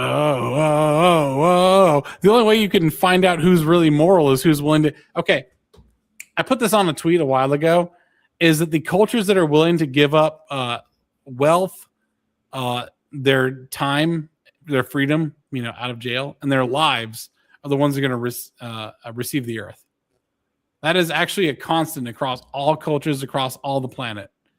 Your willingness to sacrifice actually determines your self-actualization in the future. So you have to use proxies. It's actually the best way to go. So you have to find the Scotsmen who are willing to die for Scotland, or be put in prison for Scotland, or at least like give up a tremendous amount of their own wealth for Scotland. Those are the people who rule Scotland. If you just show up with some artificial cake boys to rule Scotland, it won't be right. You do what the Spanish did in the Americas, huh? Give the Native Americans some guns and they'll take out the Aztec. Yeah, exactly. Be right back. I hear something burn on my stove. I have some stock boiling away. I hope it doesn't Lord. reduce. Go check that. I feel like we've been abandoned. Where is your God okay, now? as long as this house doesn't burn down. Yeah. But yeah, so that is definitely a pickle they're into, but sort of the conversations I get into are sort of like, okay, so you got this demoralized Europe. What are your options? And a lot of times the option they pick is to just sit on their ass and bitch and moan. And it's sort of like, yeah, but if you want the problems actually solved, you're going to have to take either the hard road, which is to organize and get rid of a lot of the legislation and do the fighting, the hard work. You may get thrown in jail, you may get, lose all your money and wealth, but that's what's necessary to fix the problem. They're not willing to do that. And at the same token, it's like, okay, leave. And then they won't leave because that's apparently treason. So you get kind of stuck with dealing with these people that are like, you want to help them and you feel real bad for them, but they won't help themselves. Right. Yeah. Then if somebody will not take help, and if they will not help themselves, then you leave them alone. Good luck, bucko. Yeah. Let me know how that goes for you. And it's so frustrating. And yeah. And I'm sitting here like, you have completely solvable problems. There are things that are not solvable problems in life. Like you can't solve death. You can't solve other people being stupid, usually. Like there are things in life that you just have to sit and deal with. But those are not those things. Like just take control of your country and wrangle it, because somebody's got to do it. If it's not you, it's somebody else. And whether or not you agree with that somebody else is a debatable point. And so, yeah, they got the issue in England of, oh yeah, the new up and coming party is Reform. And a lot of people are like, yeah, Nigel Farage seems like he's not the guy. But then you got Rupert Lowe, but nobody, like, how many people are rallying behind Rupert Lowe or forming a party for him or getting the people in line so that he can go and get into power however many years from now at their next general election? Like, is that happening? It doesn't seem to be. So this is also a granularity problem. Like it's well enough to say like take control of your country back. What that probably looks like, and like nobody likes to hear this, but it's a long game. Yeah, I know it's a long game. And if you want to do something, and like part of the reason your country does suck is you probably had major failures of leadership and a cultural death of courage. One of the things that it looks like is like maybe you go like Charlie Kirk that shit. Like maybe you spend the flower of your youth and like 12, 13 years building a political enterprise that like stealthily in the background is more important than one of the best funded conservative organizations in the country, and essentially is a kingmaker type organization. Like you might have to go on a long fucking adventure to do it, and it'll take a lot of people acting independently. There's not a fast route. Like, you wouldn't be in this situation if your solutions were easy. Yeah. Well, also you need to radicalize the middle class. Yeah. Well, the thing is, I'm not saying it is easy, but I'm like, if you're sitting on your ass and you're not doing anything to solve the problem, wouldn't it be better if you didn't waste your life? Because it's like, yeah, your taxes suck. Yeah, you're, gotten this sort of financial bind and you feel like you can never own a house or have a family. Why don't you give your life some meaning by actually doing the steps necessary to overturn this terrible system and fix it? Yeah, the weird thing about the UK, those guys, is like we don't really have a proto TPUSA, right? As far as I know. Maybe there's one that's under the radar that I'm not aware of, but like we don't have student organizations. I have a UK TPUSA or a TP UK, I think. Yeah, I guess what I'm seeing is like, I mean, consider that Restore Britain is something like that, where it's essentially a large organized think tank that's like driving or at least moving the needle on public sentiment, providing media talking points, providing ready built policies, and essentially saying to like any right wing government, like, hey, if you want to be electable, you essentially have to operate under our policy packet or you're fucked. Here's the black pill, though, is that Americans are actually pretty good with being very controversial and stepping out of the what is deemed acceptable by the institutions. I don't know. See again the genetic selection events that I talked about. It killed those people and exterminated their line. Yeah. Which, by the way, I do. For anybody watching, I don't do the poor me shit. I don't care how bad your life is or how bad your lot is. You have to overcome it. Not because I think you deserve the suffering, but it's because you have no other choice. Yeah. I mean, unless the UK wants to subserviate itself to American, which I mean I would do if they were in their position. But like it's not the path of full self-actualization. You will lose the Englishness about you. You have to actualize despite these things. You can't mire in victimhood, right? And that's the problem. Is I see a lot of the Lotus Eaters guys tend to get in the victimhood of like, oh, the global not Lotus Eaters guys, but more academic agent of like, oh, global American empire or the Jews TM shit. I was like, no, you gotta acknowledge that like a lot of this bullshit is from your own people, whether they were brainwashed or not. It's like, academic agent is also not interested in reality except insofar as it vindicates his theories. It's true. Which is it's unfortunate that he has as much influence as he does. because I think he has influence on the Lotus Eaters guys, does he not? I mean, maybe he does. I'm not privy to anything special. He's going through I am now a leftist arc, so who knows how long that'll last. I saw that. That was very funny. Maybe it will be recognized that he is in fact an intellectual fraud. We got that problem though on the right a lot in the Americas too. Is like Elijah Schaffer, total fraud, has a lot of personal vices that I think possess him. Crowder, I think, is. By the way, we're off the subject now. We're on like the third hour. Fuck it. Steven Crowder is like a boomer who is actually like a millennial aged boomer. Is what he's like. The cigar. He's like real big and loud. He's very like shame oriented. Like I know better than you. It was like there's no give or take there at all. This is what I call the fuck you. I got mine right. Yes. Yeah. I think Ben Shapiro is also like one of their big figures. I mean, these people aren't necessarily aligned with each other, but it's a certain attitude or type. Right. Well, all right. Here's my issue is that I am very easily put on the fuck you. I got mine right. Until you realize that what I'm trying to do is I'm trying to put you through the paces of what I had to go through to self-actualize and gain.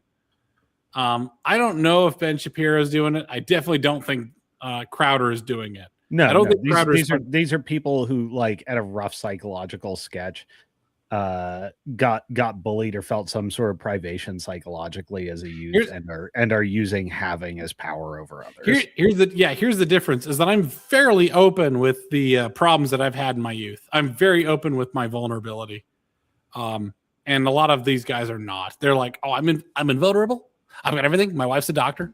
Everything's going fine for me. I don't know why I don't know why your life is not very good, but maybe you should be more responsible. It's like, yeah, right. That doesn't help anybody. Like Diddly Doodler recalled to me a long time ago is like, if the advice is really generic, it's not very helpful. Yeah. For me, it was a struggle to get through the wake of the housing crisis, and my main message to Gen Z is that like your troubles are not unique. They are intense, more intense than millennials had, but they're not unique. You're just dealing with like hard mode of the exact same difficulty we had. Therefore, you should actually listen to us more because we went through the easier mode of what you got. And we have like where we had some leeway, you guys have none. So I'm trying to help, but I have to help to be brutal because there's this weird pride and victimhood that comes with it that makes it very difficult to get through. And they will just not acknowledge that anyone can help them. And therefore there's a certain comfort in giving up. Yes. Too. Yeah. Yeah. The expression hurt people.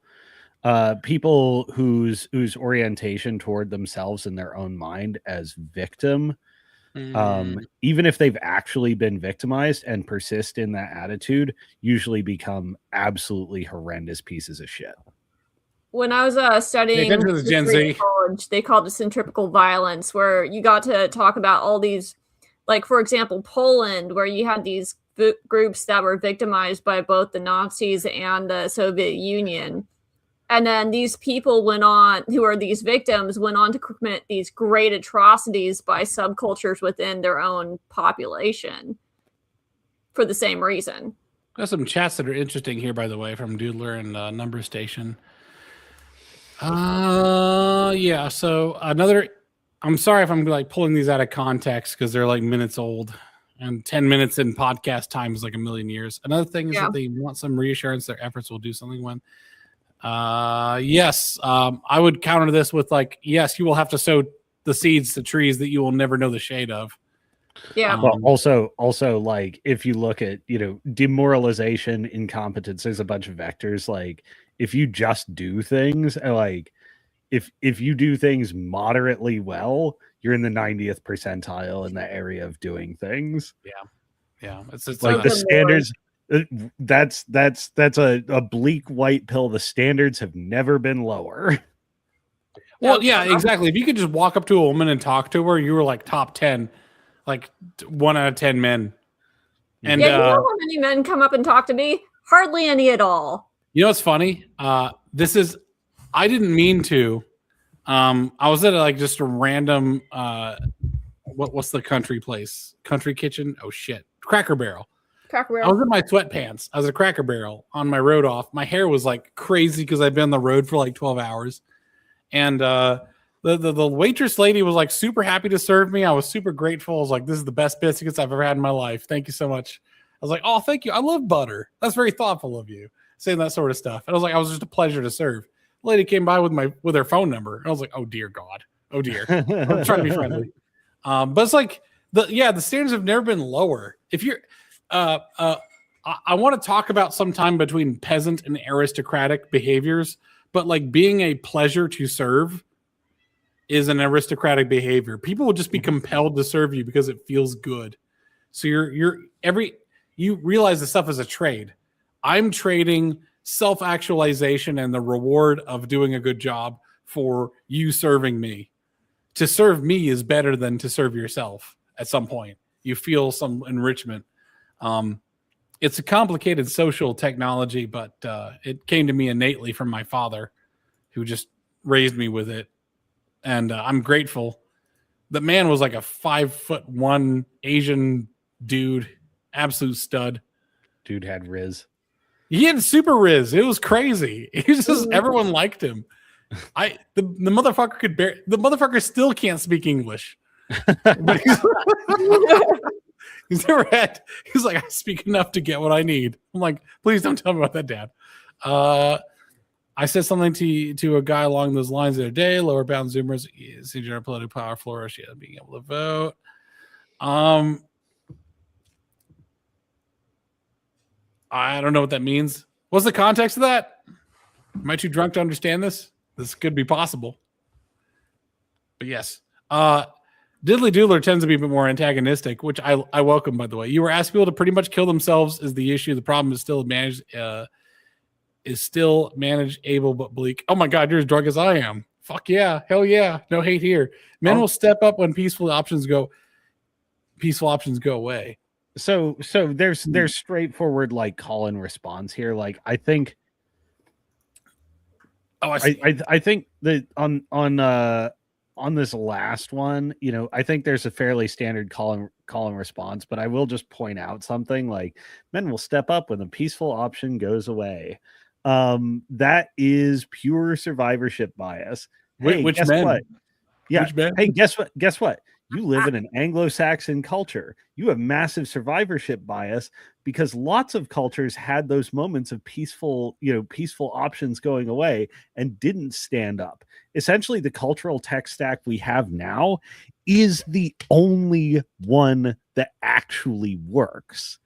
And it's and like saying that these things are inevitable is premised on like huge survivorship bias because the Anglo-Saxon tech stack is the only one that's worked out, and it's only worked out because they've done it every time, but there's no reason they can't next time.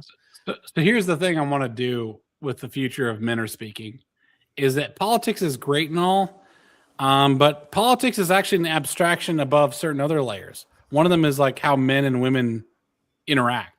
Right. So why not get to the heart of the matter and not the abstraction of that matter? Yeah. So you another part of talk about roots of problems, sort of like, and how to bridge the gap between the sexes and other issues. It's the involvement of there's another conflict, which I don't know if is actually a unique conflict, is like man against man, right? Conflict.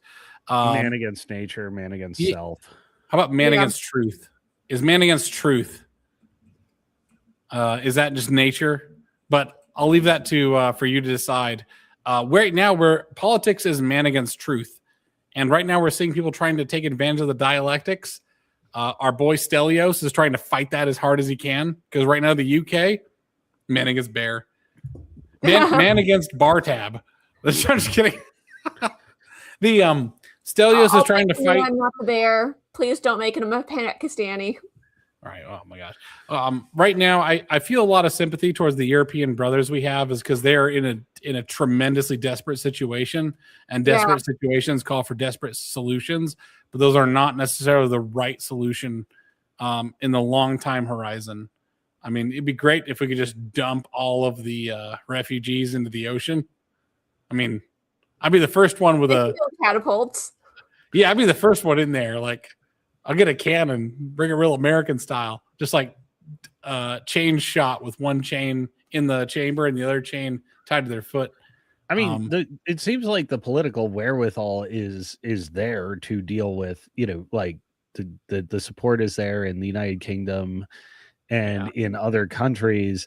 The problem is like there are system level problems like that you went 70 something years without addressing the fact that you have a zero accountability political system.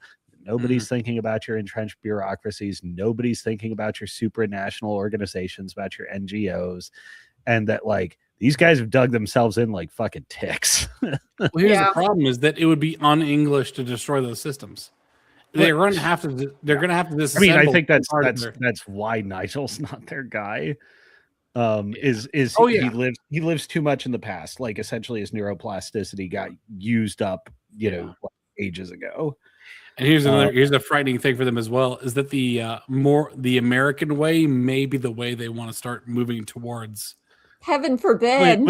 So there, a lot of European folks are going to have to go through Trump 1.0, Trump 2.0, which is like, okay, say you overcome the electoral mechanisms where the systems are massively unfair by essentially getting popular support, and presumably the EU doesn't just nullify your elections. Right. Well, I can see America say you get in and you haven't thought about and dealt with like all these back end system level problems, and you don't go after them, with fire and pitchfork, you're going to get a Trump 1.0 thing. You might not get a Trump 2.0, but you need to come in operating like Trump 2.0. And it's because he got he had that first one bounced and got a second try 4 years later. And it's like, okay, we're not going in there without a plan. Yeah. That's why I'm like, okay, the political parties don't matter actually too much. Like if you're looking at the British situation, the existence of whatever Rupert Lowe's thing is, like as long as those guys are giving policy sheets to everybody, these are the guys making the plans. It's just a matter of, are the guys who are going to win too cowardly to take the plan sheet that will make them be effective. Right. This brings me back to the beginning of the podcast, the very beginning of this episode here, where I was talking about American influence on these countries. Is like, can we now that the sort of Democrat, which by the way, I call it Democrat because it used to be the Uniparty. It used to be everybody. It used to be just the global American empire. This is why I'm no longer thinking it's the global American empire. It's our empire of the past. Well, I hope that it's over with. I don't think it is. I think there's still a lot of like deep state actors who are still working on this playbook. But but they got driven out of the homeland and fled to the colonies in Europe. Like that's what happened with the American censorship enterprise. Yeah. And the thing is, what I'm hoping is that the new American empire will be the panacea to like fix this. I'm actually okay with JD Vance because he's an extremist, I think, on one side. I don't actually know what his politics exactly are.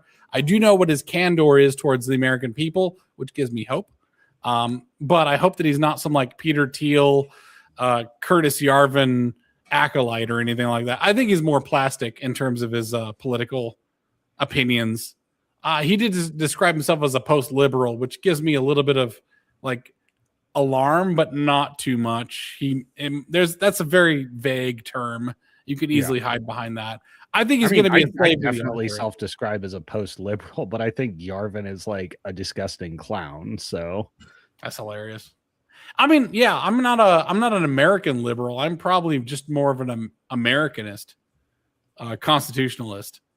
And that's because I'm kind of a red-blooded, like, let them fight sort of thing. I'm looking forward to our viewing of Gangs of New York, which I hear is happening tomorrow. Who's able to lock that in? I have no idea. Me neither. Do you guys have some time tomorrow to watch it? Potentially, yeah.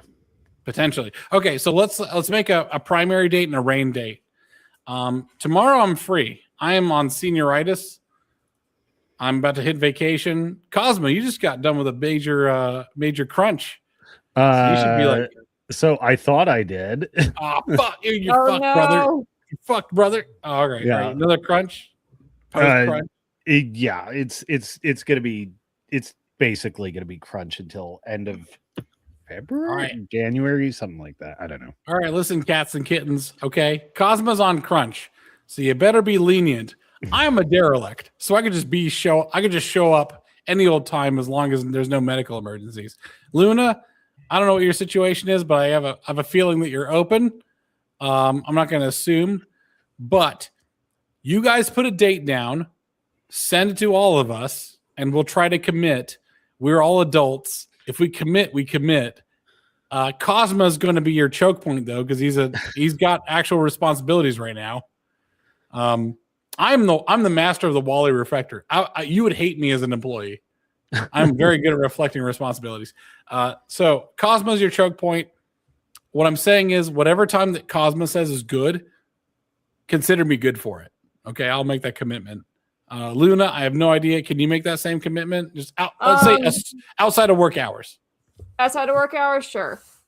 There you go. Boom, bada bing. Outside of work hours, Cosmo commits. We're there. Anything else? You fucked up. We'll give you that's much Lisa. I really want to watch this because I got opinions that are presupposed opinions. I'm willing to let them be challenged. My superpower is that I'm the opposite of like Bo from the Lotus Eaters. I'm very frequently convinced that I'm wrong, and we'll just immediately jump ship. Like you could just my speech check is like 70. If you have a 70 speech skill, you could probably just win me over and be like, all right, I guess I'm working for you now. Fuck it. Okay. Sounds pretty good. Yeah, I'm speech checkable, which I think is the mark of a good intellectual. It's not like 20%, but you could convince me. I want to be convinced. It's fun. Yeah. Okay. Do we have any closing thoughts about Europe? Its issues. We went pretty deep. It was pretty. We cooked good. The people are generally nice. They're in a supranational organization that is killing them, and I think as enjoyable as it is in aggregate, European culture has become exceedingly cowardly over the last 70 years. What can America do to fix it? Leave them alone. Get the fuck out. Take away our money. Do nothing. Trump recently proposed a G7 alternative that's just like the C5, and it's like no European countries. Like, great, fucking do it. Stop pretending they matter. I think I retweeted that. It says those are the biggest mogging I've ever heard of. It's like, no, our party, fuck your party. We have a party of our own. It's just so funny. I don't know. Their cars suck. It's gay. Stop caring. God damn. God damn. Shit. I adore Europe. It's a wonderful place. If we want to help them, just leave them alone. Fuck them. They can fix it. France will just take over the whole continent. But here's the thing, like the people that are in charge of their political apparatus are also entirely unremarkable and kind of suck. If you take away like the underwriting by America, like, do you think they're really going to be able to keep that show going on their own? Oh, should I just show up with like a ton of guns at some point in the next 10 years? Just like, I just leave them on the shore. It's like whoever. There's a bunch of. I'm just going to leave these here. I hope nobody takes them. Here you go. It's like a super yacht. Bring it over. I can just do it like I have a boat. It was in international waters, and I cut the sails to make it crash into the coast. So it's like it's not really my fault. I just had a bunch of guns in international waters. They're all mine. I was just hanging out with them, and then my boat just happened to crash. What are you gonna do about it, right? Like, what do you want? I didn't mean my boat to crash. It's an expensive boat. Mm-hmm. Just gonna get off London Heathrow Airport. Get the fuck out of there. I wonder how much. It'd be great if Americans just get away with a lot. Like if you could just make it to the U.S. embassy of whatever country you're in, I could just suplex as many pickpockets as I want. That'd be amazing. I just love like justice tourism for Americans. We just show up and just beat up terrorists on trains. It's like your country may not allow guns, but where I'm an American, I'm going to bring as many guns as I want. I mean, does it not mog Europe that we're all extremely large? Apparently. I'm like average size and I'm 6 foot tall and like 270 pounds. I could probably kick them like the mountain from Game of Thrones. It's like I'm 5'7", and when I was in Italy, I was as tall or taller than a lot of their men. Like I towered over people. Oh my god, It's I could weird. just like the Hulk grabbing like who is it? Loki's like leg and just smashing him around. I see that. I could just do that with a Somalian. That'd be great. The Dutch are pretty tall, but they're getting shorter since What? since globalization has introduced hyper processed foods. It was literally their diet that kept them taller, and that they were just eating healthier than the entire world. I had a woman argue against me on that for the longest time, and I was like, "You're 6'2"? You're a fucking Giga Chad number station. Holy shit!" Yeah. I know you'd be taller than everybody in Japan. You look like two Japanese dudes in a trench coat stacked on top of each other. The goddamn son, good for you. The Dutch and lift. Shut the fuck up, number station. You know, lift weights. Yeah, I hear you. Okay.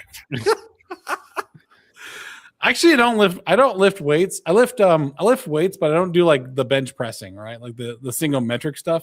I'm up to 40-pound curls. But I'll tell you something, like doing farm work is pretty challenging. So like when I go out of practice for like months at a time where I just won't lift. But it's like if you had to like just throw a 80-pound log over a fence, it's nuts. I think pectoral like raises, like you're laying on your back and you're doing this. That's really hard. That's actually really punishing. The reason why I started lifting weights is actually entirely because there's a muscle in your shoulder that if you don't develop it specifically, it will become retarded.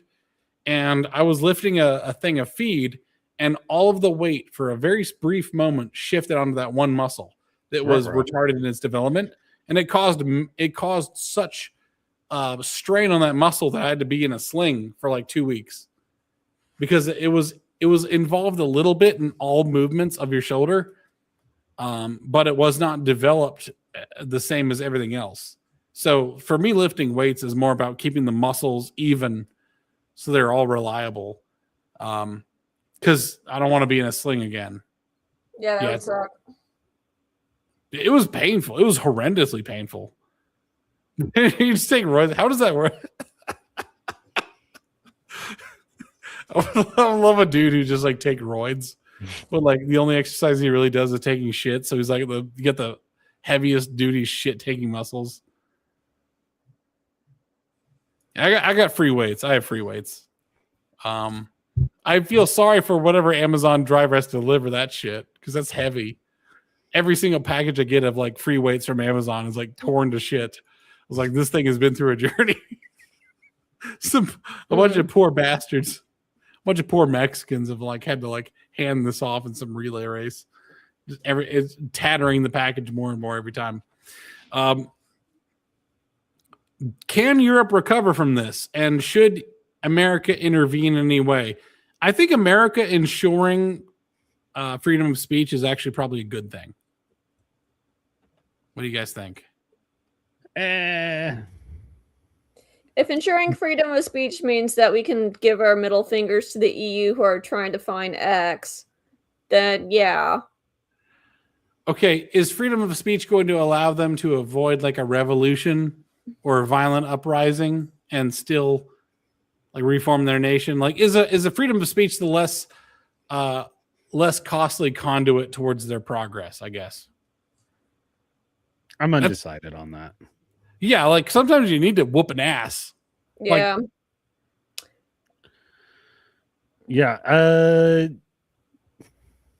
Yeah, I mean the other road is like, oh, withdraw your support and just do nothing. Yeah, they'll take away your free speech and it will get bad enough that they might get pretty crazy about it.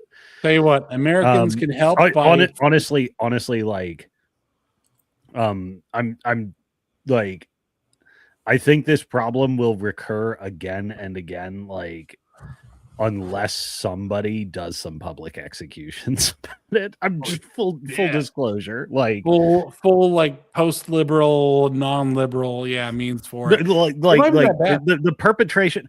The problem is like the perpetration of the crime has been so blatant for so long, and there's never any consequence, partially because we've become these Impunity. feminized societies, That's mostly symbolic, governed by middle class tastes, and both of these are categories that are extremely averse to accountability. Nobody gets held accountable anymore, and like you have to send a message loud and clear: do not do this shit ever again. It's interesting because if you put Americans Like in the it's European, impossible to punish bureaucrats, and every now and again you do need to kill bureaucrats. can you kill them with just? By the way, bureaucrats are very sensitive to even the slightest repercussions. So even like laying bureaucrats off is almost akin to killing them. Like I think it'll be interesting because America has a lot of bureaucrats, a lot of them black college educated women, and we're gonna see how that goes because they're getting fucked right now, and America doesn't give a shit. Yeah, and we're gonna see if I think they don't have any voice. What's gonna happen is I think people are gonna find out how much influence they really have, and Black America has actually been putting a lot of big bets on the poker table, and now finally, like every other American says, like we're calling the bluff. What do you really have? Oh yeah, nobody gives a shit. Fuck you. That's life. Deal with it. The Europeans tend to be more of benevolent. However, it may end up that state, but they're going to have to stop caring. The I don't care sort of stuff, which is okay. Here's another thing. Bare minimum, you have to do like what's happening to James Comey or John Bolton or people like Letitia James. Like, not only do they have to not be in jobs, like they did some shit that they are not supposed to do. They specifically broke rules, and like the tradition has just been hands off, ensures peaceful transfer, but like ensuring peaceful transfer and letting shit slide, eventually just gets you a shit buildup, and every now and again you need to go after them. Right. Even if it's like basic bitch, like prison sentence and seizure of assets. Right. Exactly. Yeah. That's what I mean. Like you need to discourage the bad behavior that has built up. Yeah. And sometimes that's literal heads on pikes, metaphorical heads on pikes. I think the problem is the benefit actually is that our global bureaucrats are so soft and lily-livered that metaphorical heads on pikes is more than enough. Like even unfavorable coverage in national news is enough to make these people go ballistic. And the ostracization of them is enough to make them like they've been working with social impunity, right? So if you enact social costs, it could be as bad, if not worse, than official like martyrdom levels of attack on them. This has actually been something I've been thinking about for a while. I'm like, one of the very few areas where I'm like, our founders fucking stupid. Like, if you do bad shit as a politician, your punishment is losing your job. Like, oh, we're just going to take away like the thing that let you get all this advantage. There's no clawback here. Like, oh, actually, it is punishment if you're just like a morally unsophisticated, like, you're toxic to be around. Like, honestly, like the right wing should probably take over the toxic label. Like, that's what's happening right now, by the way. You see with the woke right. I talked with Stelios, and he's defended I might have, if I could get Stelios on, I would love to have him like talk for 15 minutes about the woke right and how it's applicable.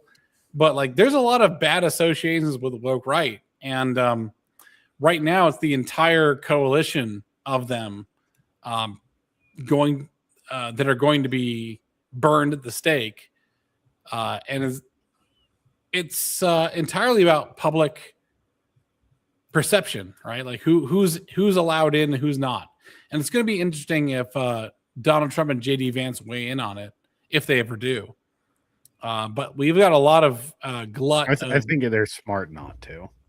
They'll probably only do it if they absolutely have to. And it'll be where their silence is going to speak volumes, because like who's going to be invited to Mar-a-Lago? Even though Trump is going to be out of office, like JD Vance is not going to have that long of a leash. Trump is still going to be the kingmaker, I think. Yeah. So who gets invited to Mar-a-Lago is going to make a big difference. And it's worse to be invited to Mar-a-Lago once than to never be invited there. Right? It's because once you've been there and you've never been invited back, it's a big indication of like you've been vetted and found to be unworthy. So like Fuentes was there once, Ali Alexander was there once. I'm hoping the right, like if you watch my Rules for Radicals videos, like I'm hoping the right has some gatekeeping, because right now it kind of is just the market of podcasters is determining it. And it may be more difficult now with the death of Charlie Kirk, because I feel like a lot of his organization may have been doing that in the background. I think TPUSA is retarded now. I think they're going to be an interesting bellwether. I don't think a lot of them have the.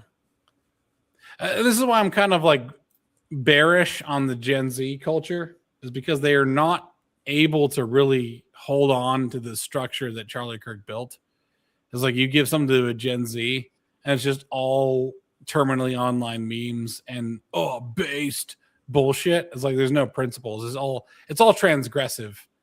It's just there to piss off whoever you think is in power. But at some point they're going to have to say like this person is unacceptable.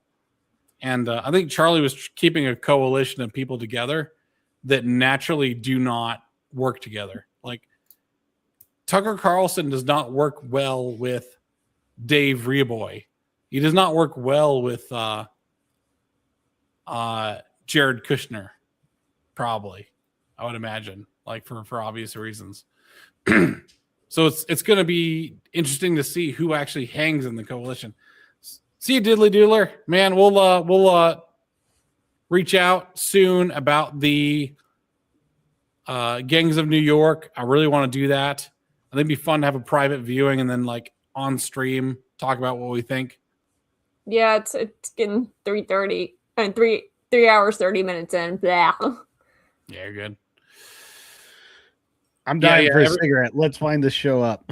You got it. All right, sorry. I'm like here for longevity. Okay, so yes, a lot of this political stuff, TPUSA and whatnot, is I don't see a European equivalent to it. So hopefully they start forming some stuff. I think they're relying on America in the back of their minds. Like even listening to the Lotus Eaters segment from the day, where they were talking about how unequipped their military is like their very last line item is hope the Americans save us. I was like, you can't do that, man. No, you can't do that. Things only get better when there's no hope. That's a really interesting point. I kind of like that. Things only get better when there's no hope. Or rather, you only make things better when there's no hope, I suppose. Yeah, you can only become the hope when there is no other hope. Yeah. Yeah, the man in the arena. Guys, with that, the man in the arena, I hope that Europe can pick it up. Place your bets. They've got to pick it up, man. Archcast, I stopped watching his shit because he was talking about like, well, the Americans are paying for our defense, so why not take advantage of it? It's like, you're a bitch. You're a welfare bit. You're a welfare baby. Fuck you. You're not a man. Like, what man would let some other man pay for his defense? You don't want to be the man carrying the shoes. Look at some of my older videos about that. There's a famous like picture of a big special forces dude holding a Filipino woman in his arms. Well, the husband is behind carrying just the shoes. Yeah. Don't be the guy carrying the shoes. All right. Good evening, everybody. All right, good night. Good night. Bye-bye.